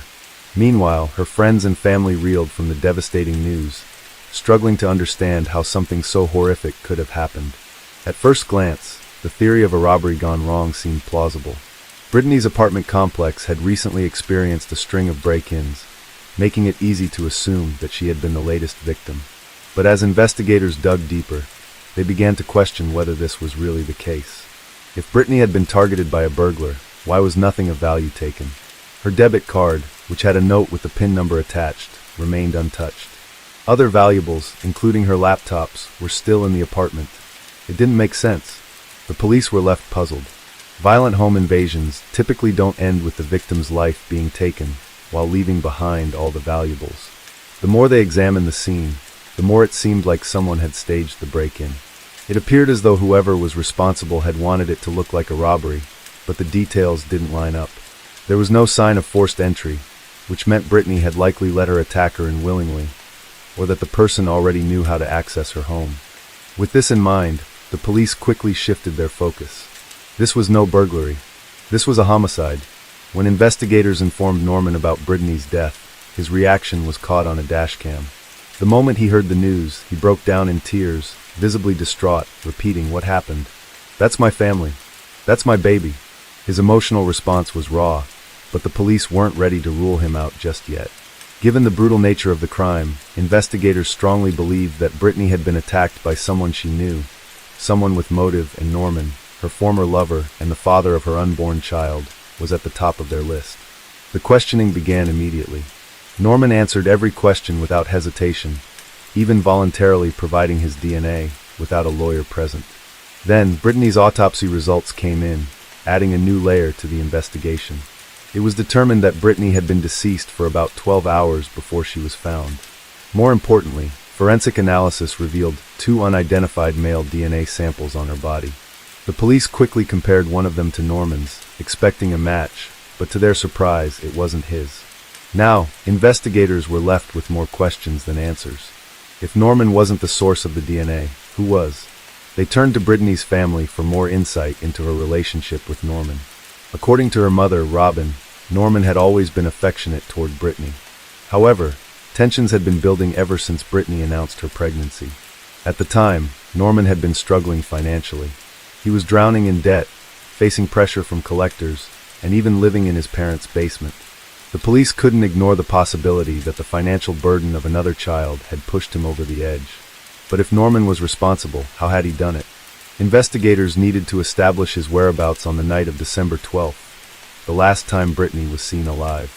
Text messages between the two showed that they had planned to meet at her apartment that evening to discuss their future and the baby. When questioned, Norman insisted he never made it. Instead, he claimed to have spent the night with another woman, Leanne Hahn. Leanne confirmed that she had heard Norman arriving at her home around 10:30 p.m. that night. However, phone records told a slightly different story. Norman's phone had been traced to the area near Brittany's apartment that evening. Then, at some point after 9 p.m., he turned his phone off. This raised red flags for investigators. Why would he suddenly go off the grid? And why was he near Brittany's apartment when he claimed he never went there? At the same time, police also investigated Brittany's ex-husband, Terry, but he was quickly ruled out. He had been out of town during the time of the crime, and his DNA didn't match the unknown samples found at the scene. Despite having no physical evidence directly linking Norman to the crime, police strongly believed he was involved. The motive was there. His phone records placed him at the scene. There was no forced entry, suggesting Brittany had let her attacker in willingly. But the presence of 2 unknown DNA samples complicated the case. Still, authorities moved forward. With their suspicions locked in on Norman, they arrested him and charged him with 2 counts of first-degree murder, one for Brittany and one for baby Ezekiel. Norman, however, pleaded not guilty. As his trial approached, it became clear that this would be no straightforward case. In fact, there wouldn't be just one trial, but 2. The first trial, held in August 2015, nearly 4 years after Brittany's death, was intense. The prosecution argued that Norman was overwhelmed with financial stress and saw Brittany's pregnancy as yet another burden. They believed that, on December 12th, he had followed through on their planned meeting, attacked Brittany in her bathroom, and staged the scene to look like a robbery. The evidence seemed to support their claims. Norman had a clear motive. His phone records contradicted his alibi. There was no sign of forced entry, further suggesting that Brittany had willingly let her attacker inside. But one major issue remained: the DNA. If Norman had committed the crime, whose DNA had been found on Brittany. Prosecutors theorized that Norman hadn't acted alone. They suggested he may have had an accomplice, someone who had helped him carry out the attack. But without concrete proof, this remained speculation. Then, the trial took another unexpected turn. A key piece of evidence was introduced, Brittany's diary. Among Brittany's personal belongings, investigators discovered a diary, one that gave them an unfiltered look into her thoughts and emotions leading up to her death. The entries painted a heartbreaking picture of her relationship with Norman. She wrote things like, "I deserve better. He never asks how I'm doing or how the baby is doing. I miss the person he used to be. Why does he seem so secretive sometimes? I do have to wonder if he's seeing someone else or multiple people. I wish he cared about me like he used to." These words revealed a growing sense of disappointment and isolation. It was clear that Norman had changed after learning about her pregnancy. But did this mean he had a motive to harm her? The defense argued otherwise. They maintained that Brittany had been the victim of a burglary gone wrong, pointing to the unknown male DNA found on her body. Their biggest argument, however, was the complete absence of Norman's DNA at the crime scene. If Norman had physically attacked Brittany, they argued, traces of his DNA should have been left behind. Given the apparent struggle that had taken place, they found it unlikely that he could have committed the crime, cleaned himself up, disposed of any incriminating evidence, staged the scene, and left the apartment without leaving behind a single shred of forensic proof. The defense also pushed back against the idea that Brittany's diary indicated any real danger. While her words expressed frustration and sadness, they weren't evidence of physical violence or threats. To them, the prosecution was grasping at straws. After hearing testimony from Brittany's loved ones and other witnesses, the jury deliberated for nearly a full day before reaching a decision. But when the verdict was announced, it wasn't the closure Brittany's family had hoped for. It was a hung jury. 11 jurors believed Norman was not guilty, while one remained unconvinced. Without a unanimous decision, the case wasn't resolved, and the prosecution immediately decided to take Norman to trial again. For Brittany's family, it was another crushing setback. They had spent years searching for justice, and after all the effort, they were still left without answers. The second trial took place in 2017, with the same evidence, the same proceedings, and the same emotional weight. The only difference was that Norman had a new defense attorney. His first lawyer, Greg Isaacs, was replaced by Kit Rogers, a former Knox County prosecutor. This time, the jury deliberated for nearly 5 days before reaching a decision, and once again, they failed to agree. But there was a shift. In this trial, 11 jurors voted for a guilty verdict, while only one held out in Norman's favor. It was the opposite of the first trial, but since the decision wasn't unanimous, it was another mistrial. After 2 failed attempts to convict Norman, the prosecution faced a difficult choice. Could they try him again? Would it lead to a different outcome? In January 2018, the Knox County District Attorney General made the final call not to pursue a third trial, and just like that, Norman Clark walked free. Brittany's case remains open, but without new evidence, the chances of a retrial are slim. If stronger proof ever emerges, Norman could face charges again. But for now, he remains a free man. On December 21, 2011, Brittany and baby Ezekiel were laid to rest in the same church Brittany had attended since childhood. It was a day filled with sorrow as family and friends gathered to say goodbye to a young woman whose greatest dream was to be a mother, one that was cruelly stolen from her. The Knoxville community stood by Brittany's family, offering their support, but no amount of kindness could undo the devastation they had suffered. Years have passed, but the wounds remain open. To this day, no one has been held accountable for what happened to Brittany and her unborn son. Was Norman responsible and simply got away with it? Or is the real perpetrator still out there, their secret buried with time? Brittany's family continues to wait for answers, for justice, for closure.